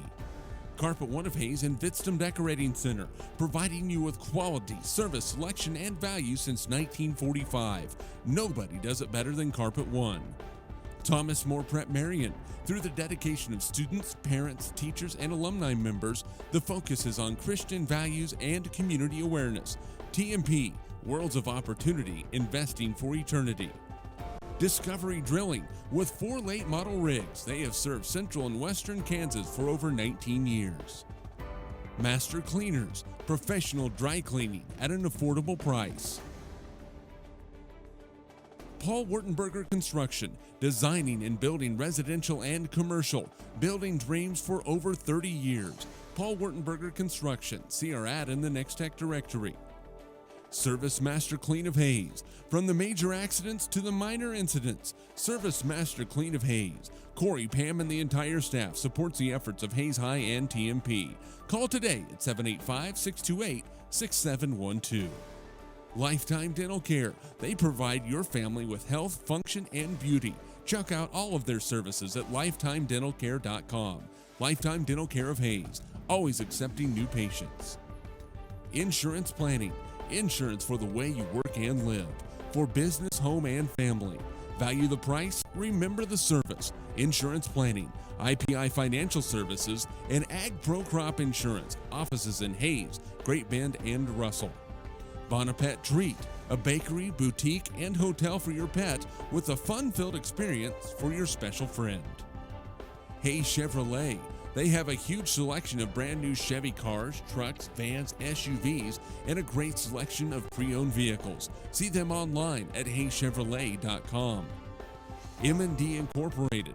They do trenching for sewer, water, electric, and gas. They also dig basements and make building pads. M&D Excavating, building the backbone of our community. Verney's Hamburger House. Feed yourself or the whole team with great burgers, milkshakes, and the award-winning onion rings. And they now accept credit and debit cards. Marianne, Bonnie, and the staff at Verney's Hamburger House, 17th and Vine in Hayes. Next Tech Wireless. Discover something different. Sakatumi Sushi Rolls. The freshest fish this side of Big Creek.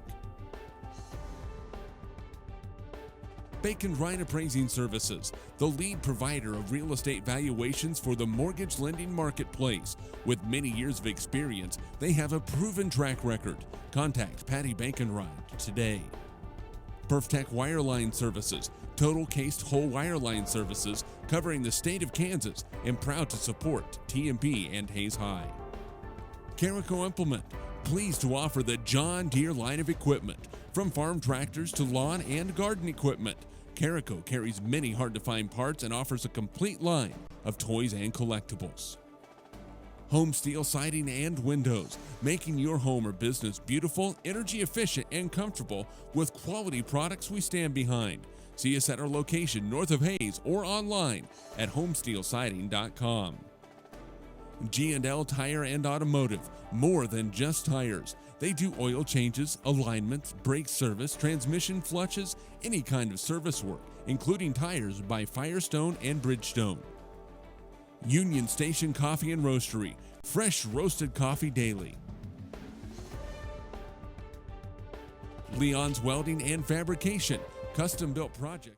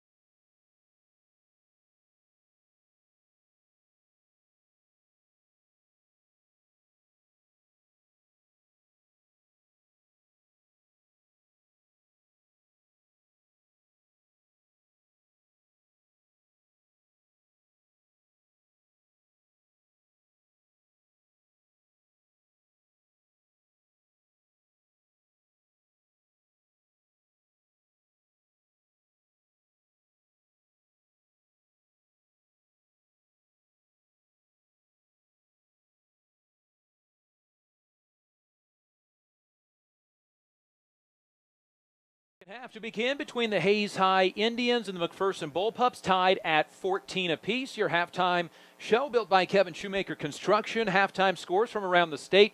It is a 7-6 lead for Dodge City at Garden City at halftime. That game is for the Western Athletic Conference title. Garden City needs a win to stay in playoff contention. Great Bend leads Salina South at halftime, 14-13. It is Arkansas City in Liberal, and the Redskins lead 7-6. And at halftime, Buhler over Abilene, 14-0. Scoreboard update brought to you by Hayes Kalon. Call Kurt Viner at 623-8427. The spraying in the fall takes care of that green grass you want in the springtime. Logan Clark will kick off right to left to the McPherson Bullpups. Somebody needs to get me a map and explain to me how Ark City is in the Western Division of the 5A playoffs. I think that's what every Arkansas City fan is saying going into this final game. A little squib kick down the middle of the field, taken at the 30-yard line by one of the up backs. It's going to be a tackle by the Hayes High Indians.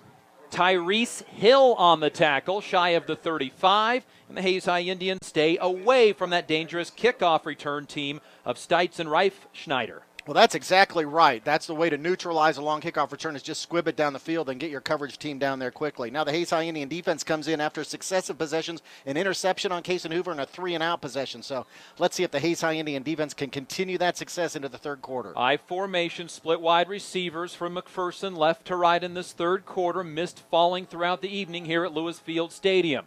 Hoover under center. Long snap count. Turns and hands off to the fullback. Watch out. Canaston with a hole. Gets positive yardage across the 40 near the 42-yard line. Gain of almost 6 yards. Down at the 42. Now that's how McPherson started the game, with running the ball right up the middle and picking up 5 to 6 yards per play. So the Hayes High Indians need to react. Whatever it is they did late in the second quarter, need to re-implement that procedure. Canaston's second run, the other was for a touchdown. Handoff, Garing gets hit once, twice, and then the Indians gang tackle him, but not before. A McPherson first down at the 47-yard line and a gain of 5 yards for Clayton Garing. Dylan Flaler now coming in to add in something in the middle of the line of scrimmage. He's come in on a couple different possessions now to try to figure out a way to wrap up those McPherson Bullpup running backs. Isaiah Blackman's helmet came off, so he has to come out of the game for a play. I formation, 2 wide receivers left.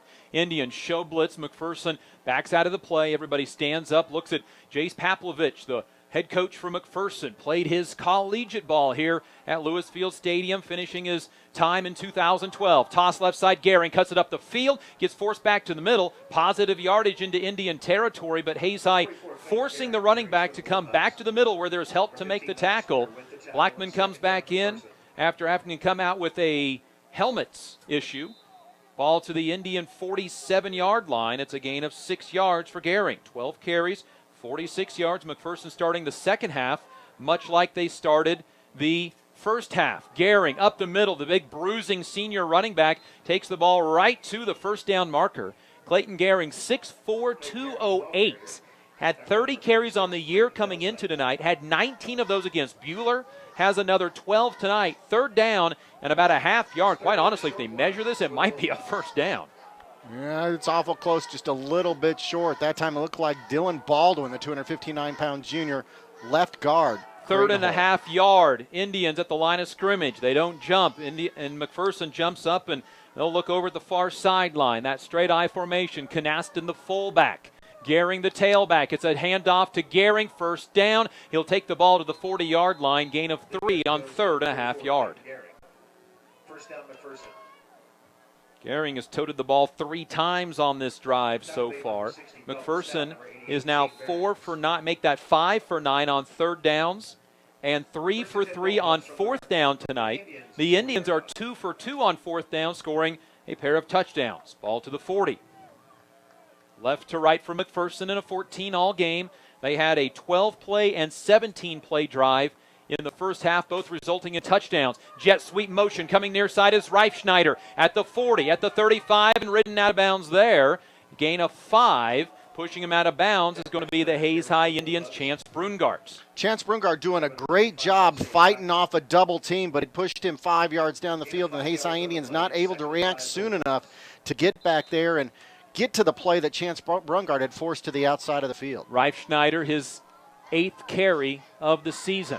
for a total of 46 yards now. Wing back to the left, 2 wide receivers left out of the pistol for Hoover. Toss left side for Gehring. Gehring gets a first down at the 30, 25, 20, and swung out of bounds inside the 20-yard line, or did he step out? The officials have yet to mark the ball. They will do so at the Indian 19-yard line. Gain of 16 yards for Gehring. McPherson now picking up their 3rd first down of this drive. Dylan Flayler coming in for Maddox winner. 65 yards now for Gehring on the night. Pistol formation. Toss right side for Gehring again. In the backfield at the 20. 20 and pushed out of bounds at the 10-yard line, excuse me.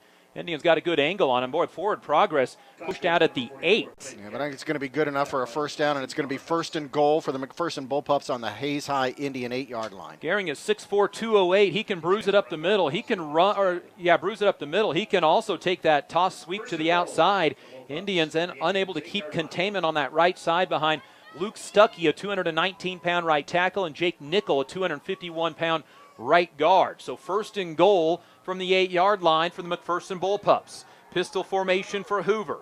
Gehring behind him once again on this 1st and goal from the 8. They'll hand off to Gehring. Hole on the left side. Gets met at the 6. Jared Haynes is there. Finished off by the Hayes High Indians. Chance Brungart.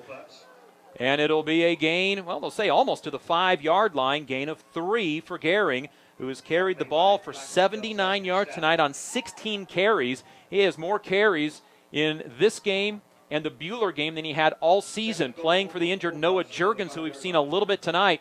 Still a little gimpy on that ankle. 2nd and goal from just behind the 5-yard line. 2 wide receivers left. Wing back left as well for Hoover. Toss left side for Gehring. Gehring cuts back, dives inside the 5, and is able to get down to about the 4-yard line. Tackle made by starting safety, freshman Palmer Hutchison. A gain down to the 4-yard line. It's a gain of 1. Well, McPherson's got multiple running backs that have got great lateral movement. We talked about it in the first half with Reif Snyder on kickoff returns, nice lateral movement. That time, Gehring, recognizing that he couldn't get outside, the Hayes High Indians are forcing to back up the middle, but he makes a quick cut to pick up a couple yards. 3rd and goal from the 4. Hoover in the pistol. He'll hand off. No keeping himself. Rolls out to the right, looking down the field to the back of the end zone and throws it away. Incomplete. 4th down for the McPherson Bullpups. Hoover now 5 for 8 on the evening passing, a touchdown and an interception. And McPherson going for it on a drive that's over 4 minutes old. 7:57 to go, 3rd quarter, 14-all. McPherson is going to bring out the field goal unit. Tyson Stites is going to attempt his 3rd field goal of the year. His long this season is 32. This will be a 21-yard field goal. Earlier, they mishandled the snap. Labber to the holder. Stites will line it up from the left hash. The kick is up. It is a low kick. It is good, and McPherson takes the lead at 17-14, but the Indians turn away McPherson from a 1st and goal from the 8.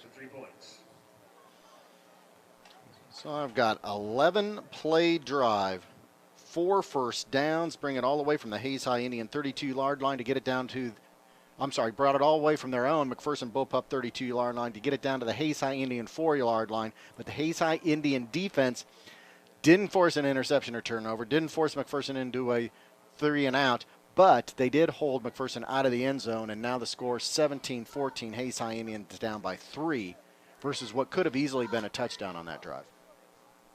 Indian football brought to you by Progressive Physical Therapy, Roof Masters Roofing, and RM Custom Metals, M&D Incorporated, High Plains Roofing, USD 489, HaysPost.com, and Eagle Communications, our community connected. But a 4-minute drive for the McPherson Bullpups to get it down to the 4-yard line. Well, it's been the jabs of McPherson against the haymakers of Hayes High on their offense. Stites will kick off from the 40. The kick, a low line drive kick, taken by Dryden at the 15-yard line. Tries to go left, gets to the 30, and that's it. But the Indians with decent starting field position on what will be their first drive of the second half and a chance to take the lead in tonight's ball game, trailing 17-14. Yeah, and if you don't count getting the ball back with 15 seconds left on the clock where the Hayes High Indians took a knee to run out the clock, Hayes High Indian offense coming off two successive scoring drives.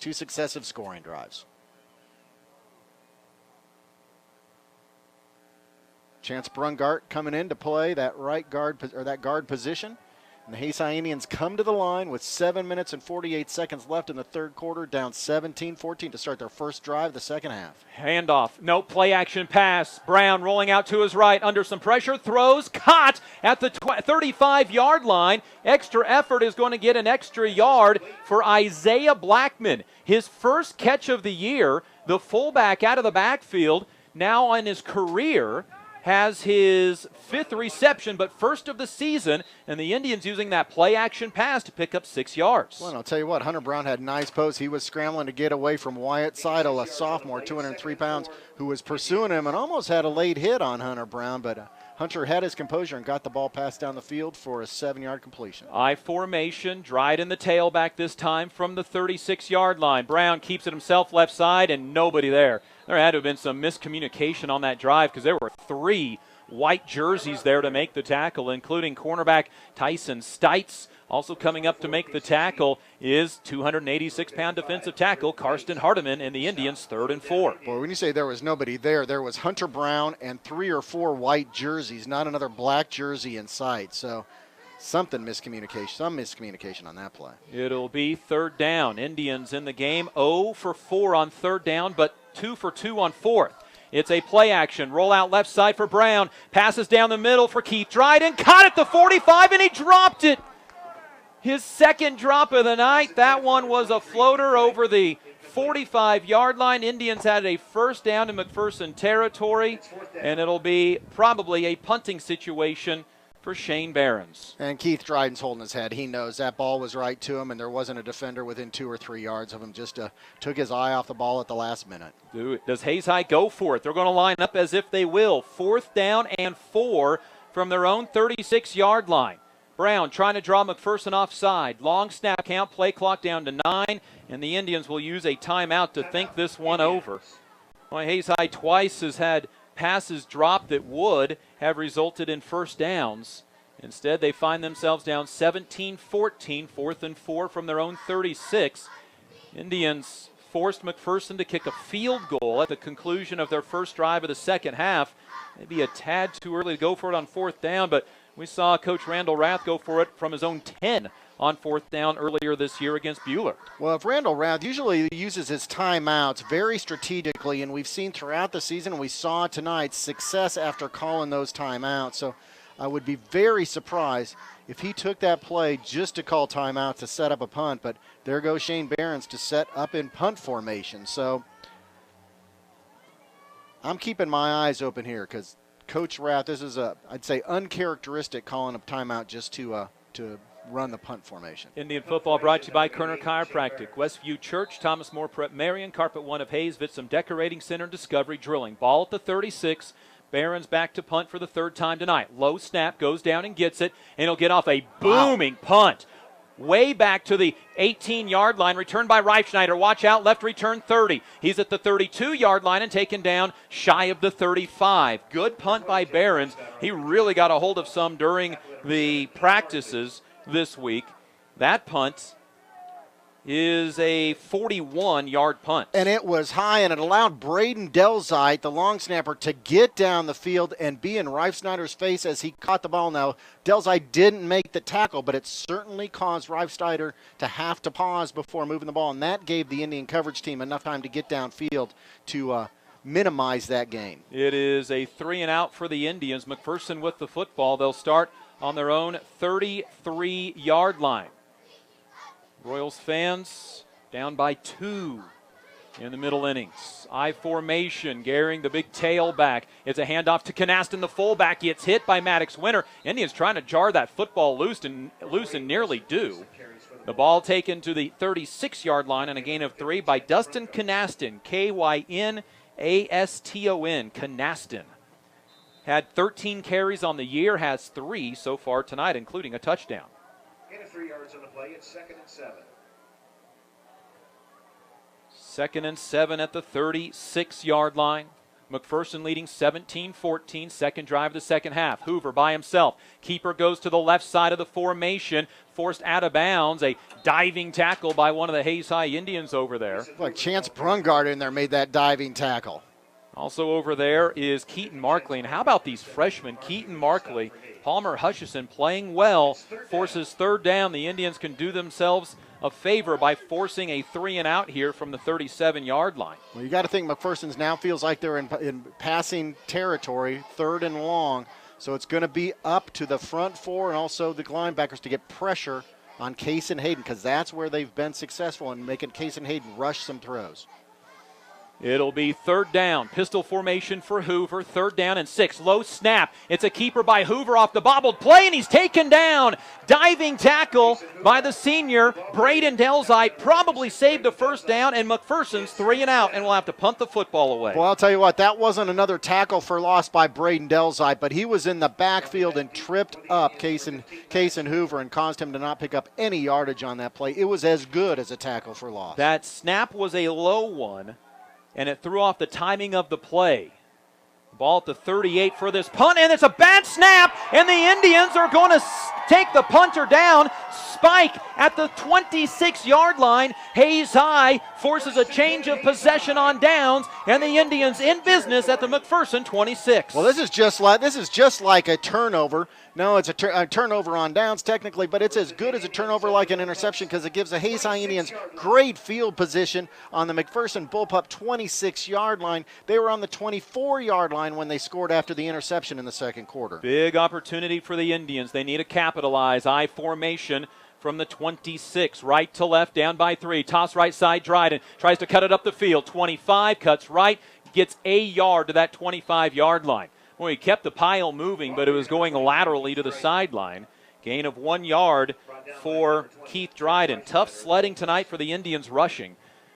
A grand total of 18 yards rushing tonight for the Indians. Well, against a McPherson team that's given up a lot of yardage to both Abilene and Buhler in the other 2 weeks of district play. So coaching staff on defensively has done a lot of work this week with McPherson to shut down the running plays. McPherson has sold out on the run. They've been hit for some play-action passes tonight. Do the Indians go back to it?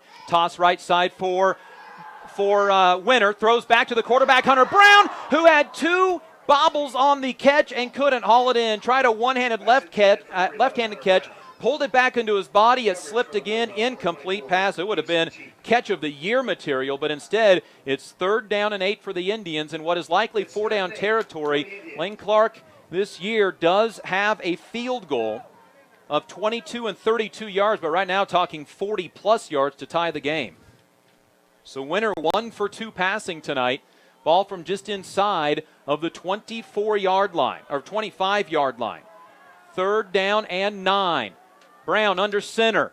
Rolls out to his left, looking down the field. Can't throw, now gets stripped of the ball and taken down. McPherson was trying to call for timeout. They didn't get it. Turnover, Hayes High on the fumble, their first turnover of the game. Yep, Hunter Brown looking to find a player downfield to pass to. Couldn't find his first choice, looking for a second choice, and by that time the McPherson Bullpup defense had gotten pressure, forced the ball out of Hunter Brown's hands for a fumble. Now McPherson has the ball back on their own 33-yard line, up 17-14 with 4 minutes and 11 seconds left in this third quarter. So each team a mistake-plagued third quarter. Now McPherson running somebody on very late to this play.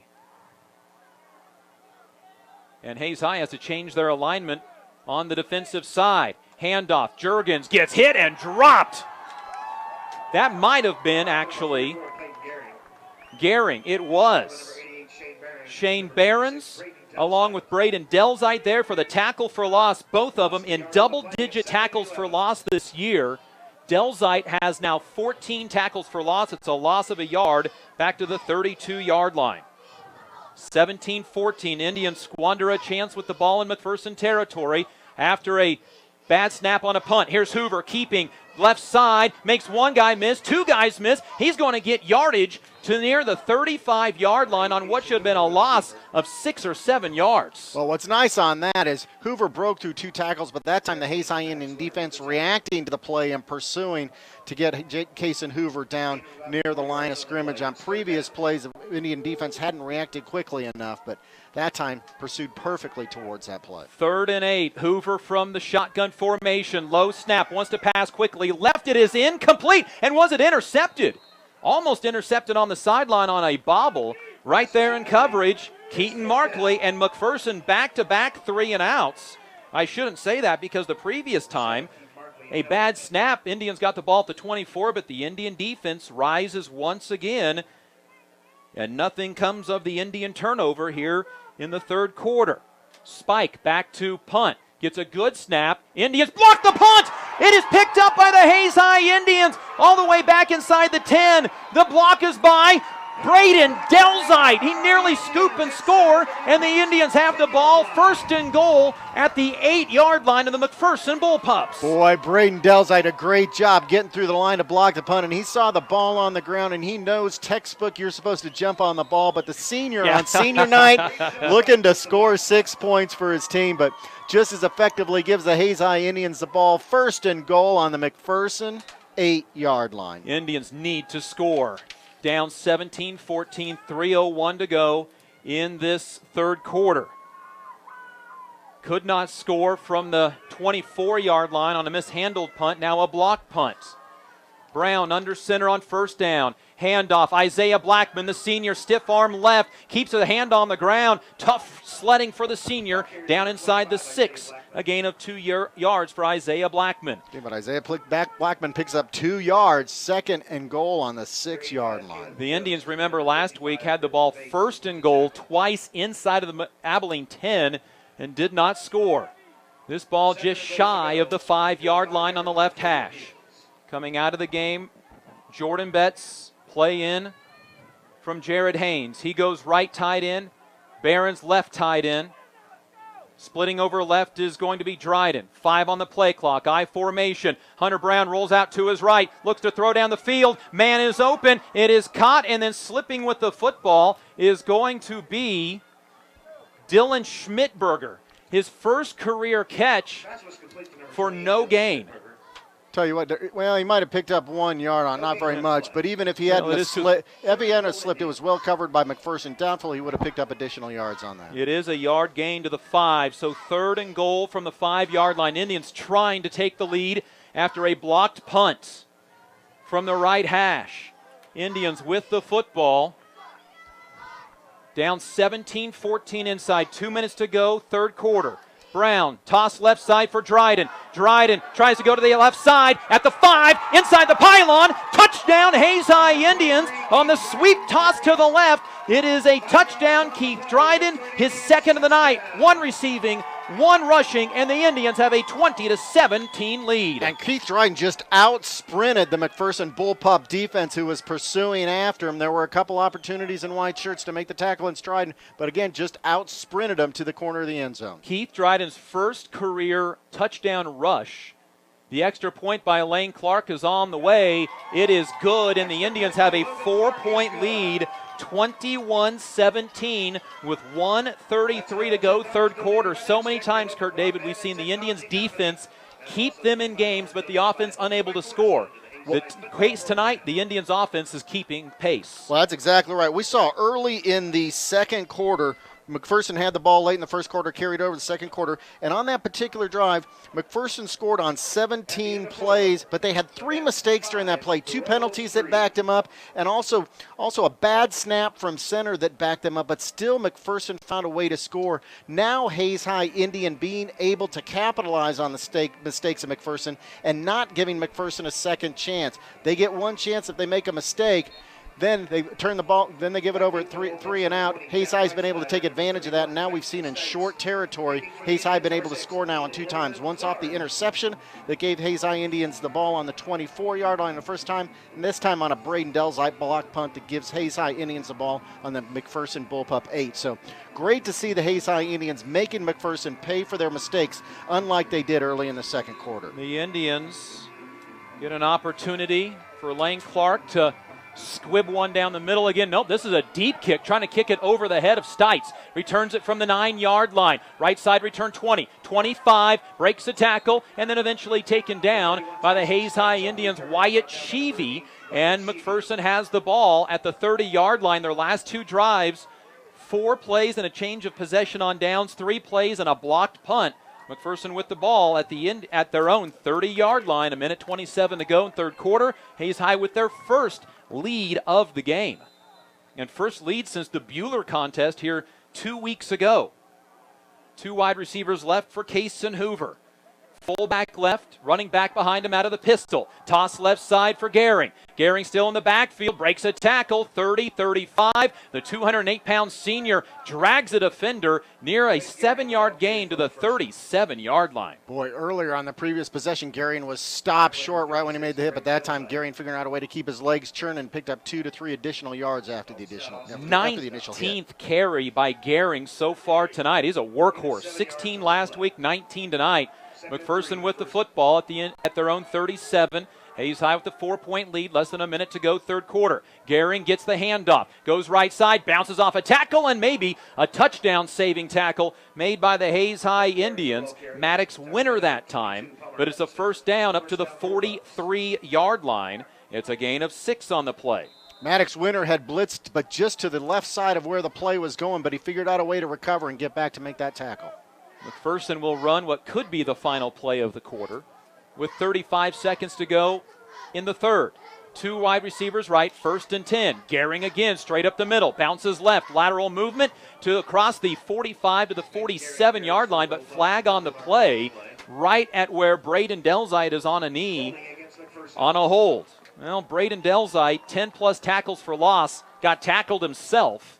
And that's a hold on McPherson, their first penalty of the second half, 5th of the game. Okay, now it'll be important to see McPherson again, early in the second quarter, made mistakes like this, but the Hayes High Indians didn't make them pay. Gave McPherson a second chance, and in fact, gave McPherson a second, third, and fourth chance on that particular scoring possession for McPherson. Now the Hayes High Indians, like they did on the last possession, where they forced McPherson into a 3-and-out punt, needs to make McPherson pay for these mistakes. History being made in New York right now for the Royals. Raul Mondesi, a rookie, makes his debut in the major leagues in the World Series. First ever to do so. 1st and 20 for McPherson. Gehring takes the handoff straight up the middle. Big hole. Gets taken down by a couple of different Indians. Hunter Brown is there. Isaiah Blackman is there. And the third one to take him down is going to be the Indians' Chance Brungard. He picks up nearly 7 yards on that run straight ahead. And that's the end of the third quarter. At the end of 3, Hayes High with a... Turner Chiropractic, providing personalized chiropractic care so you can live your life. Westview Church of Hayes, helping you enjoy life. Carpa One of Hayes Vitston Decorating Center, providing you with quality, service, selection, and value since 1945. Thomas More Prep Marion, Worlds of Opportunity, investing for eternity. Discovery Drilling, serving central and western Kansas for over 19 years. Master Cleaners, professional dry cleaning at an affordable price. Paul Wurtenberger Construction, building dreams for over 30 years. Service Master Clean of Hayes, from the major accidents to the minor incidents. Lifetime Dental Care, providing your family health, function, and beauty. Insurance Planning, insurance for the way you work and live. Bonaparte Treat, a bakery, boutique, and hotel for your pet. Hayes Chevrolet, they have a huge selection of brand new and pre-owned vehicles. M&D Incorporated, building the backbone of our community. Verney's Hamburger House, feed yourself or the whole team. In front of a crowd of... Evenly split. Move along to the fourth quarter. McPherson with the football, 2nd and 12 from their own 41-yard line. First play of the fourth quarter. Kason Hoover, the quarterback. Gehring behind him with 21 carries tonight on 2nd down and 12. Handoff, Gehring straight up the middle. Picks a hole, gets stood up. He is going to turn himself around and gain an extra couple of yards. Maddox Winter on the tackle. But quite frankly, that is just Maddox Winter with a good tackle at 175 pounds. Gehring is 33 pounds heavier. Ball to the 46, gain of 5. third down and long for McPherson. Well, yeah, actually put Winter in a position where McNeary made the spin. The Winter was actually pushing him forward a little bit. 3rd and 7. McPherson in the second half is 1 for 4 on third down. Jet sweep to Reef Schneider near side. He's going to get to the corner. Does he get the first down? No, and a penalty comes in late. It's a gain to the 48-yard line. Reif Schneider will hop up and comes up hobbling just a little bit. Check the penalty at the midfield stripe. It is against McPherson. It is a hold. It is declined. 4th down for the Bullpups. What do they do with 11:25 remaining in the game, down 21-17? They send on the punt unit. You mentioned before about how during the season in this final game you kind of let it all hang out. Watch out McPherson on a fake potentially. As coming out to punt is a new punter. This is Austin Hunt. That's a new punter. And Austin Hunt actually starts at tailback. So Hunt into punt. And the snap to him, he'll get off the punt. A high left-footed punt that the Indians will let bounce, and it takes a sideways bounce inside the 30. So after 2 bad ones by Spike, including a blocked punt and a bobbled snap, they decide to bring in Hunt. The Indians force another punt. And the Indians with the ball and a 21-17 lead. Boy, we talked as we started the game that it was going to be an exciting game to watch because finally Hayes High, after this far in the season, was going to get an opportunity to play a fairly even matched team. And boy, here it is, 21-17 with now into the 4th quarter, just starting, 11 minutes and 14 seconds left. Scoreboard's pretty even. Hayes High Indians have the ball on their own 28. It's their worst starting field position of the second half. Brown, keeper, right side, tries to go to the outside, now picks a hold to run up at the 30, gets near the 35 and push out of bounds really late. He'll get to the 33-yard line. Late push by the corner or defensive end Wyatt Seidel. It's a nice gain. It's the Indians' best run of the night. Second best run, it's a 5-yard gain. Boy, I'm impressed with the Hayes High Indian defense. They finally are making McPherson pay for mistakes. McPherson had 2 holding penalties. They were able to pick up a first down on that play, possessed it for 5 or 6 plays, but Hayes High Indians able to force them into a punt position. Indian football brought to you by Paul Warburger Construction, Service Master Clean, Master Cleaners, Lifetime Dental Care, and Insurance Planning. I formation, 2nd and 5, handoff to the fullback. Isaiah Blackman gets gobbled up at the line of scrimmage. No gain, 3rd and 5 for the Indians. And again, the Hayes High Indians trying to attack the middle of the field, but that's really the strength of the defense for this McPherson Bullpups. They've got Carson Hardiman in there, 286 pounds, Luke Stuckey, 219 pounds, both of those guys seniors. Their experience, that's the strength part of their defensive line. That's not where Hayes High's had success tonight. Indians tonight have scored their touchdowns twice on 4th down, once on 3rd down. That conversion coming in the second half. Indians taking a lot of time in the huddle. Down to 9 seconds. They've used 1 timeout here in the second half already. Power I formation. Play clock down to 3. Brown under center. Indians got to waste a second timeouts. Timeout, Indians.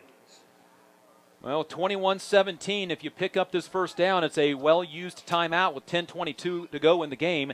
Indians leading 21-14. Indian football brought to you by Bon Appetit, Hayes Chevrolet, M&D Incorporated, Leon's Welding and Fabrication, Sakatumi Sushi Rolls, and Union Station Coffee and Roastery.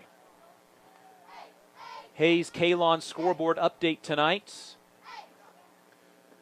We get updated with Abilene trailing Buhler after 3 quarters. It is a 21-7 lead for the Crusaders. Also tonight, entering the 4th quarter, it is Liberal trying to pick up their 2nd win of the year. They are 14-6 ahead on the scoreboard against Arc City. Arc City. After 3 quarters, it is Dodge City leading Dodge City leading Garden City for the Hatchet game and the Western Athletic Conference title, 14-6. Hayes Kalon scoreboard update. Call Kirk Maska 623-0674. Kurt Viner 623-8427 for that spraying in the fall that gives you green grass in the spring. 3rd and 5. Indians toss left side for Dryden. Tries to hit the outside. He has to hurry in a quick way, and he'll get taken down right at about the line of scrimmage. Boy, Dryden able to out-sprint on that exact same play to get in the end zone on the last scoring drive. Out-sprint 3 McPherson Bullpups. That time the McPherson Bullpups just pursued it perfectly and really cornered Dryden against the sideline. And the rain is starting. Looks like rain's starting to come down on the field. So it is a 3 and out for the Indians. Good snap back to Shane Behrens, and he gets off a sky-high punt. Reifschneider backs up, makes a fair catch, and the Indians will try to keep the defense to hold on to a 21-17 lead. The punt was marked at the 30-yard line, a 37-yard punt by Shane Behrens, who's punted 4 times tonight, the first time he has punted in his high school career on varsity. Every drive in the second half for Hayes High has been 3 plays. One's resulted in a touchdown, 1 in a fumble, 2 in punts. McPherson has the ball at their own 30-yard line. Indians with a 4-point lead. Shotgun formation for Hoover. It's a quarterback option. It's kept by Hoover. He gets smashed at the 36-yard line. He'll pick up 5.5 yards, and he comes up a little gingerly after taking that hit. It's a gain to the 6. Of 6 to the 36. Hoover does not run a lot. 21 yards tonight, just 66 on the year coming into the evening on 49 carries. He runs several times, but not for many yards. Gehring, the tailback, out of the pistol on 2nd and 4. It's a toss left side to Gehring. The big senior running back gets tripped up and taken down short of the first down marker. Tackle made by Maddox Winter.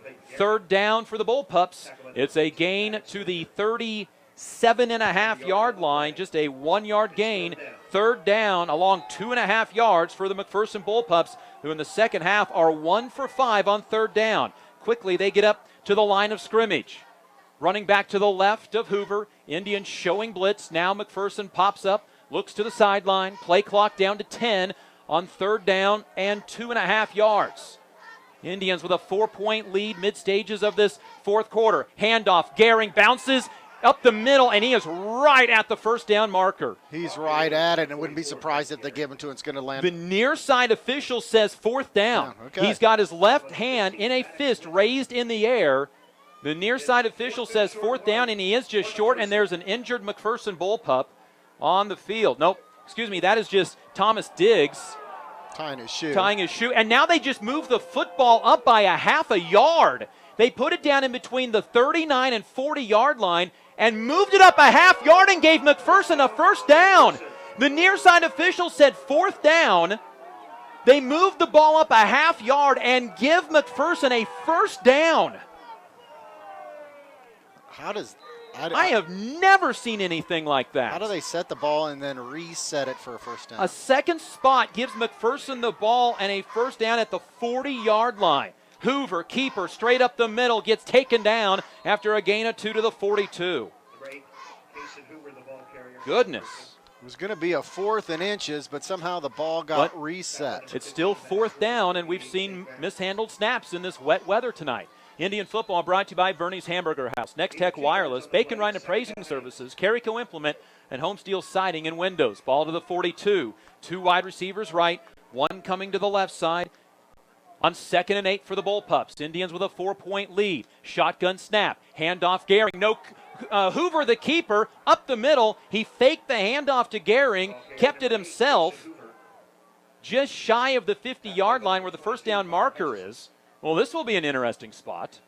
It's exactly in between the 49 and 50 like we saw earlier. Well, and this near side official came up with a big fist and a 4th down again, so. And so it'll be 3rd down and about a half a yard after the 6-yard run by 7-yard run by Cason Hoover. 9 carries, 30 yards. Wide receiver left, Jeff Reed. He has a touchdown catch tonight. 1 over to the right. Gehring is the tailback on this 3rd down and a half yard in the I formation for Hoover. Up under his center. Handoff Gehring. Gets stacked at the line of scrimmage, but forward momentum is going to get him the first down at the Indian 49-yard line. Clock will roll when they get the ball set at the 6:48 mark. That's the 15th time McPherson has been in 3rd down tonight. They have converted on 7 of them. Okay. Hayes High Indians have forced McPherson into 3 consecutive punt possessions. Now 1st and 10. McPherson's just crossed midfield and has it in Hayes High territory on the 49-yard line. Clock at 6.5. McPherson needs a touchdown to take the lead. Pistol formation, play clock down to 3. Hoover takes the snap. He wants to pass. He's under pressure. Rolls out to the side. Now back up the middle. Shane Behrens takes him down, but not before. He picks up about a yard to the 48-yard line.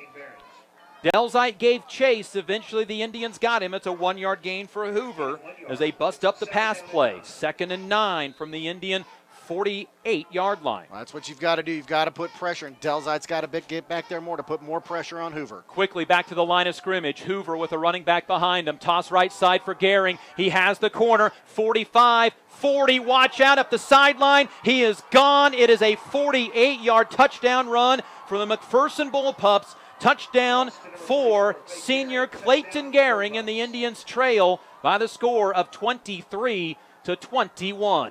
On the 8th play of the drive, McPherson picks up a long run to cap off a 70-yard drive into the end zone. Gehring, big night tonight. 149 yards. That's his first touchdown of the night and his second of the season. Big extra point coming up in a 2-point ball game. Stites to attempt the extra point. Labertu is the holder. Snap is down, kick is up, it is good, and we have a 3-point ball game. Well, the Indians need at least a field goal. 5:45 to go, fourth quarter. Indians down 24-21. After holding McPherson to 3 consecutive punt possessions, Holden McPherson, that time Hayes High Indians give up a 70-yard drive. 8 plays, they give up 2 first downs, consumes 3 minutes and 55 seconds off the clock. So one of those kind of classic drives by McPherson that we saw in the first quarter, but what Hayes High Indians were able to fend off in both the second and the third quarters. It's the first really big play of the night for McPherson. Everything else had been short, just keep it up the middle of the field type of plays. The Indians have been the ones that have hit the big plays tonight. Well, actually, I'll give McPherson credit for 69.5 yards and the referees with a reset of the ball for a half-yard. Well, that turns out to be a potential big play on a second spot. Kicking for the Bullpups, number 31, Tyson Stites. 24-21 with 5:45 left in the game.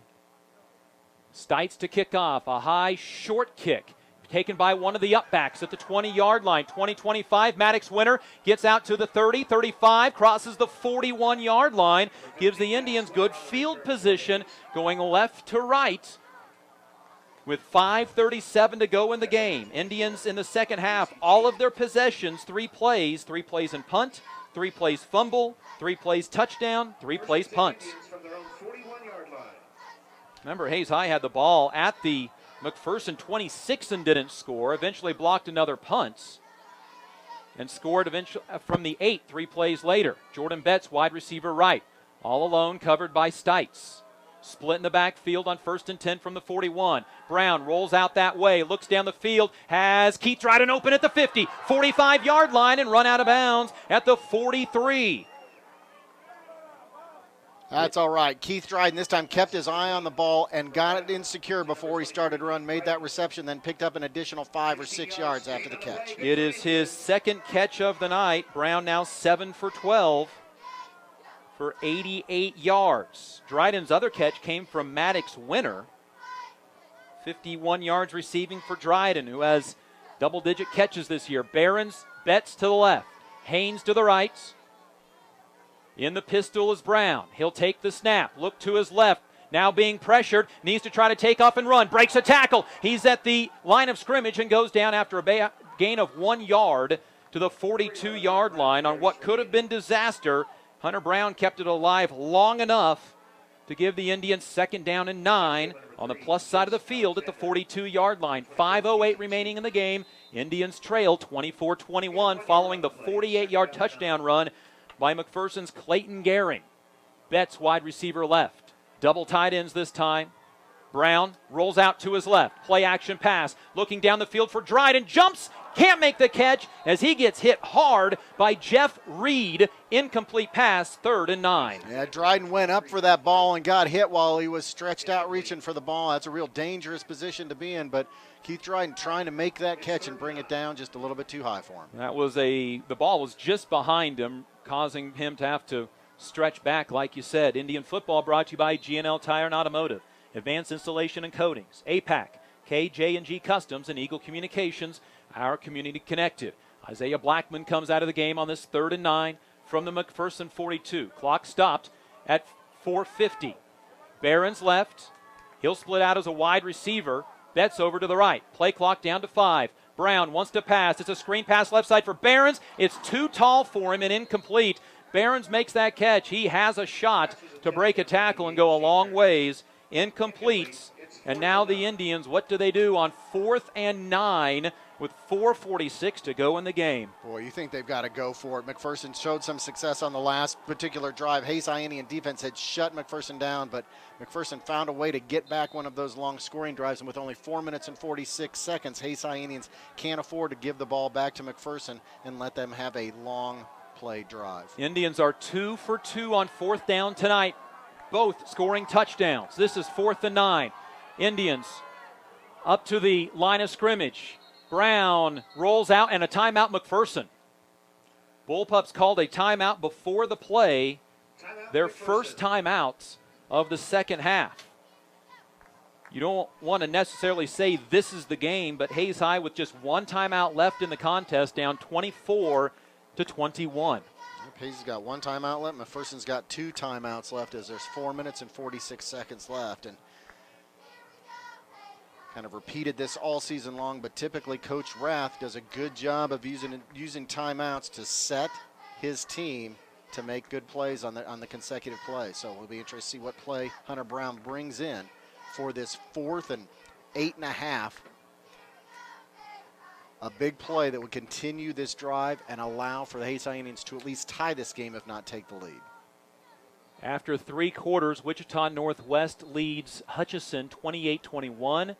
And just early in the 4th quarter now, Dodge City has taken a 21-14 lead over Garden City. Hayes Kylon scoreboard update. The green grass you won in the spring, it's spraying in the fall that counts. Call Kurt Viner, 623-8427. Indians 4th and 9 from the McPherson 42-yard line. 2 wide receivers left. Shotgun formation for Brown. He'll take the snap. Indians need a big play. Brown to the right side to Barron's. Caught at the 30. Breaks a tackle, 25-yard line. And the Indians get a first down on a gain of 17 yards. 3rd time tonight the Indians have converted on 4th down. Congratulations, Shane Barron's, folks. How many times have you watched professional teams, college teams, high school teams run a 7-yard down and out on a 8-yard play to pick up a first time? That time Shane Barron's knew exactly where the first down marker was. He went 9 yards instead of 8.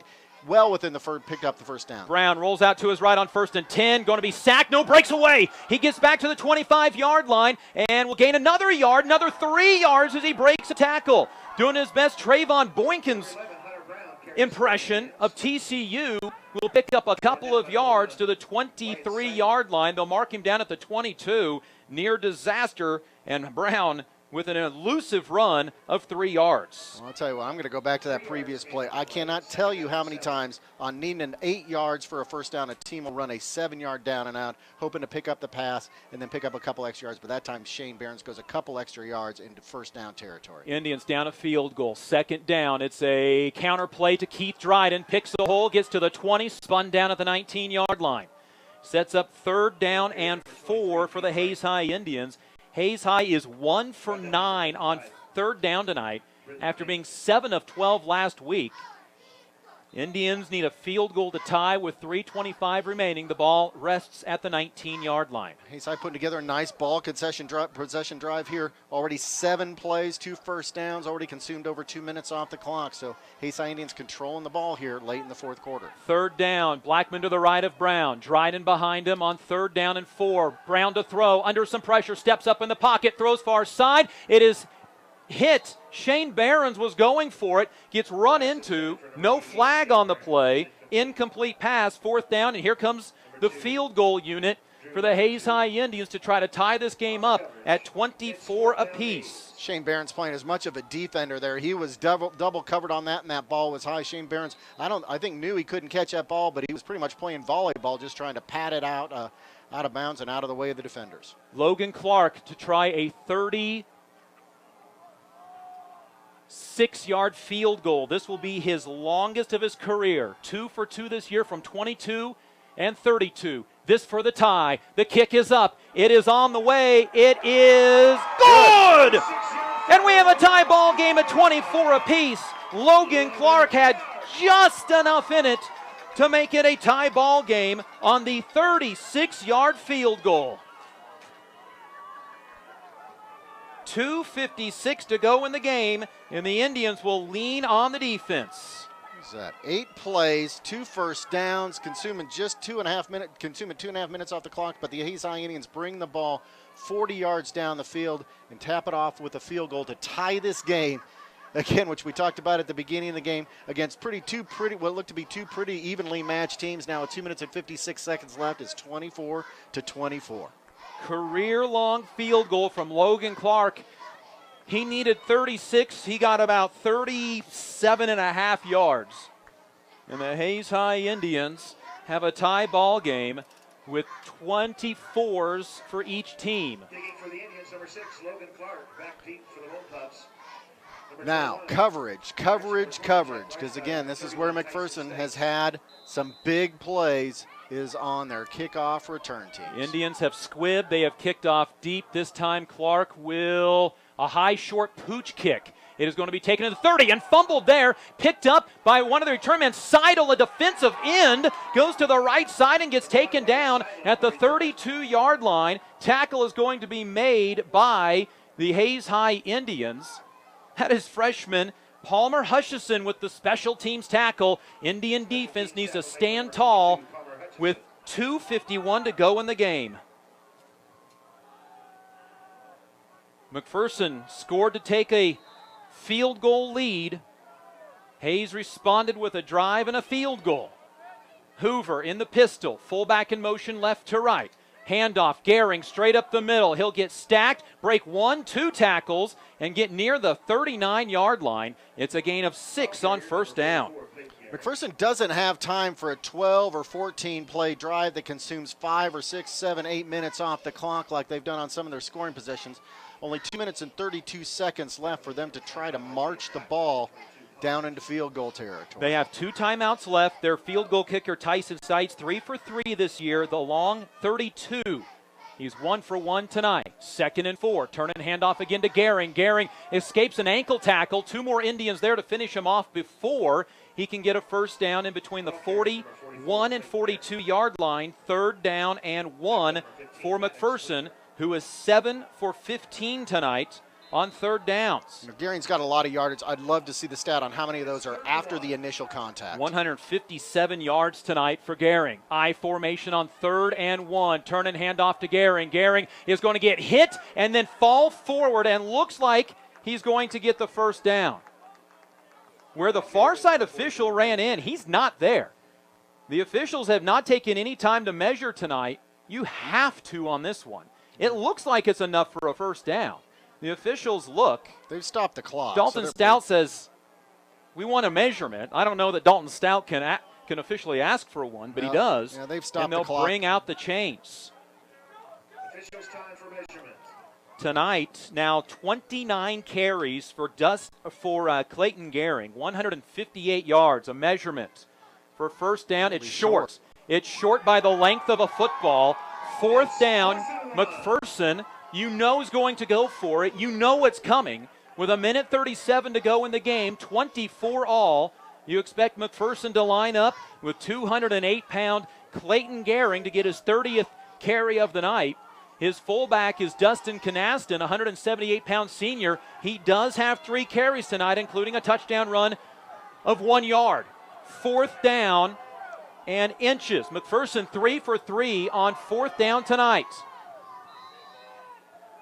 Everybody crowds the line of scrimmage. Indians have 7 at the line of scrimmage. Long snap count by Hoover. Now everybody stands up, looks to the sideline. Indians, Hunter Brown, Maddox Winter, Isaiah Blackman, the linebacker, showing blitz. It's going to be a toss. Left side for Gehring. Gehring is tripped up, but he's going to have enough for the first down. He'll get up to the 46-yard line. Well, McPherson went for the home run. If he gets tackled in the backfield, the Indians have the ball in great position. They go toss play left and pick up 4 yards. But a great play by Maddox Winter on a nice open field tackle, because you put all those guys on the front line like that, you get into the secondary, there aren't many people left to make a tackle. Minute 5 to go in the game, 24 all. Gehring again, counter play to the right. Indians are there. Shane Barnes with the tackle. Gehring falls forward to the 48-yard line. Timeout McPherson.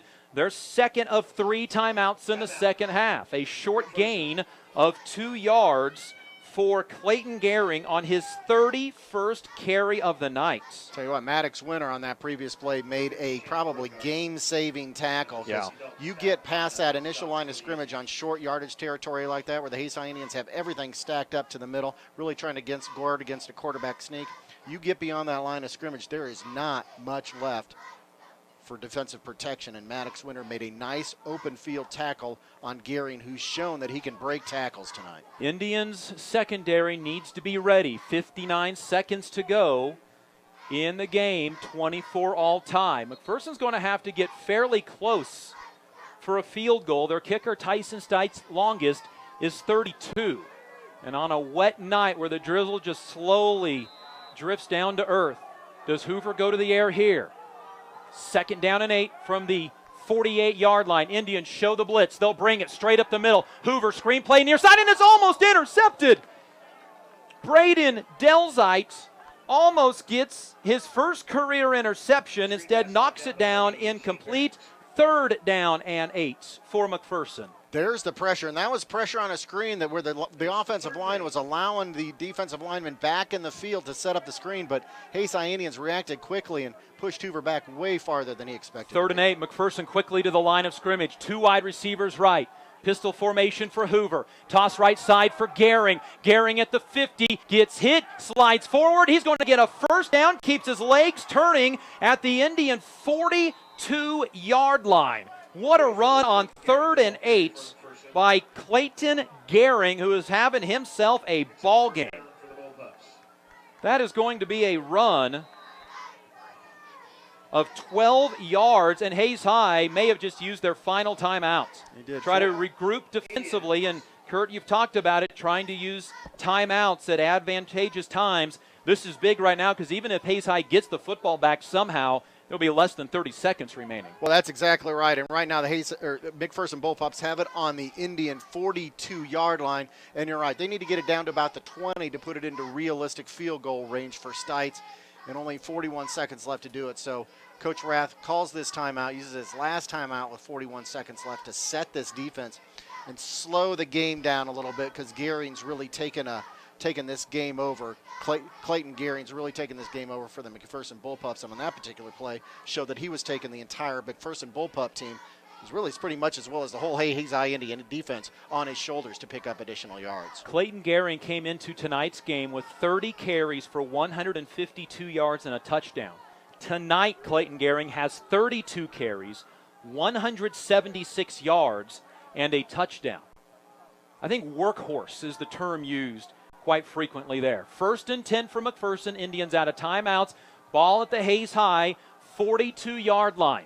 41 seconds to go in a tie ball game. Neither team with playoffs. This is it for both squads.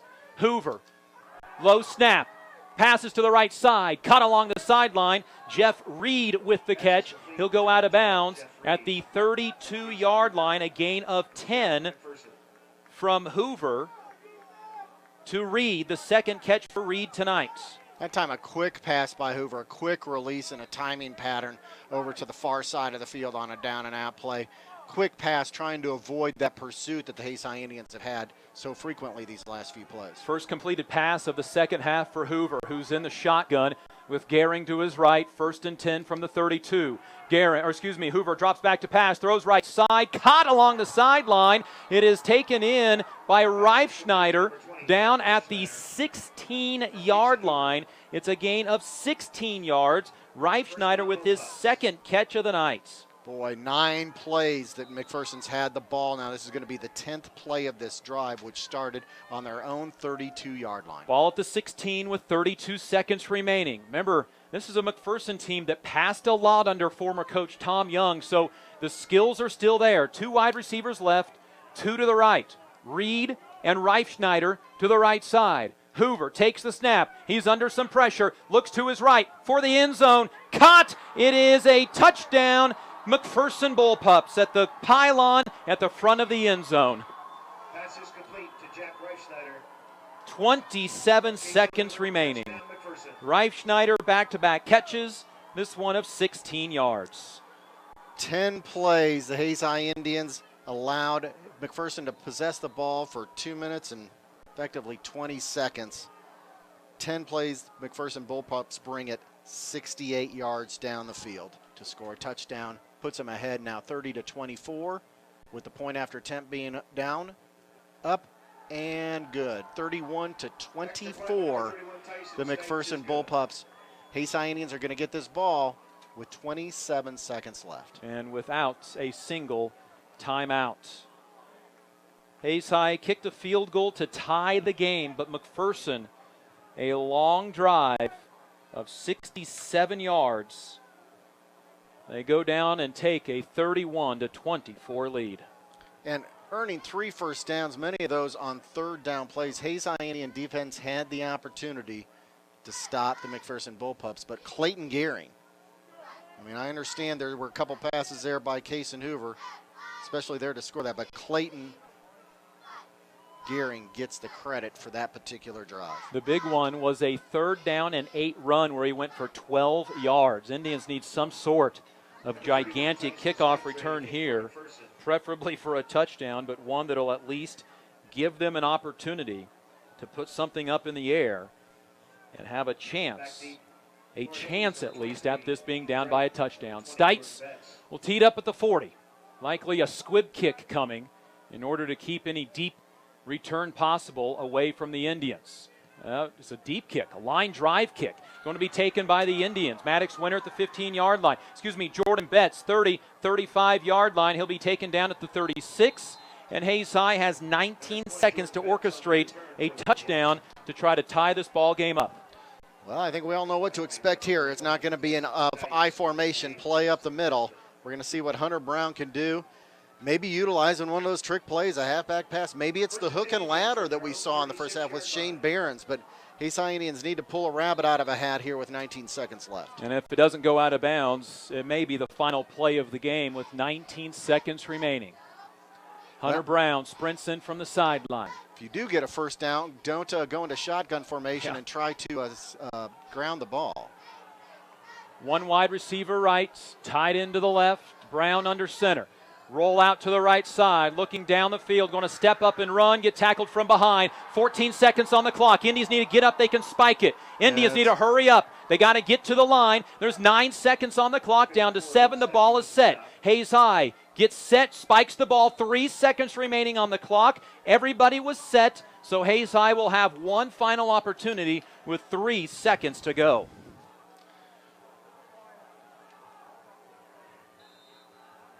And the play clock will wind. Hayes High has fought hard tonight.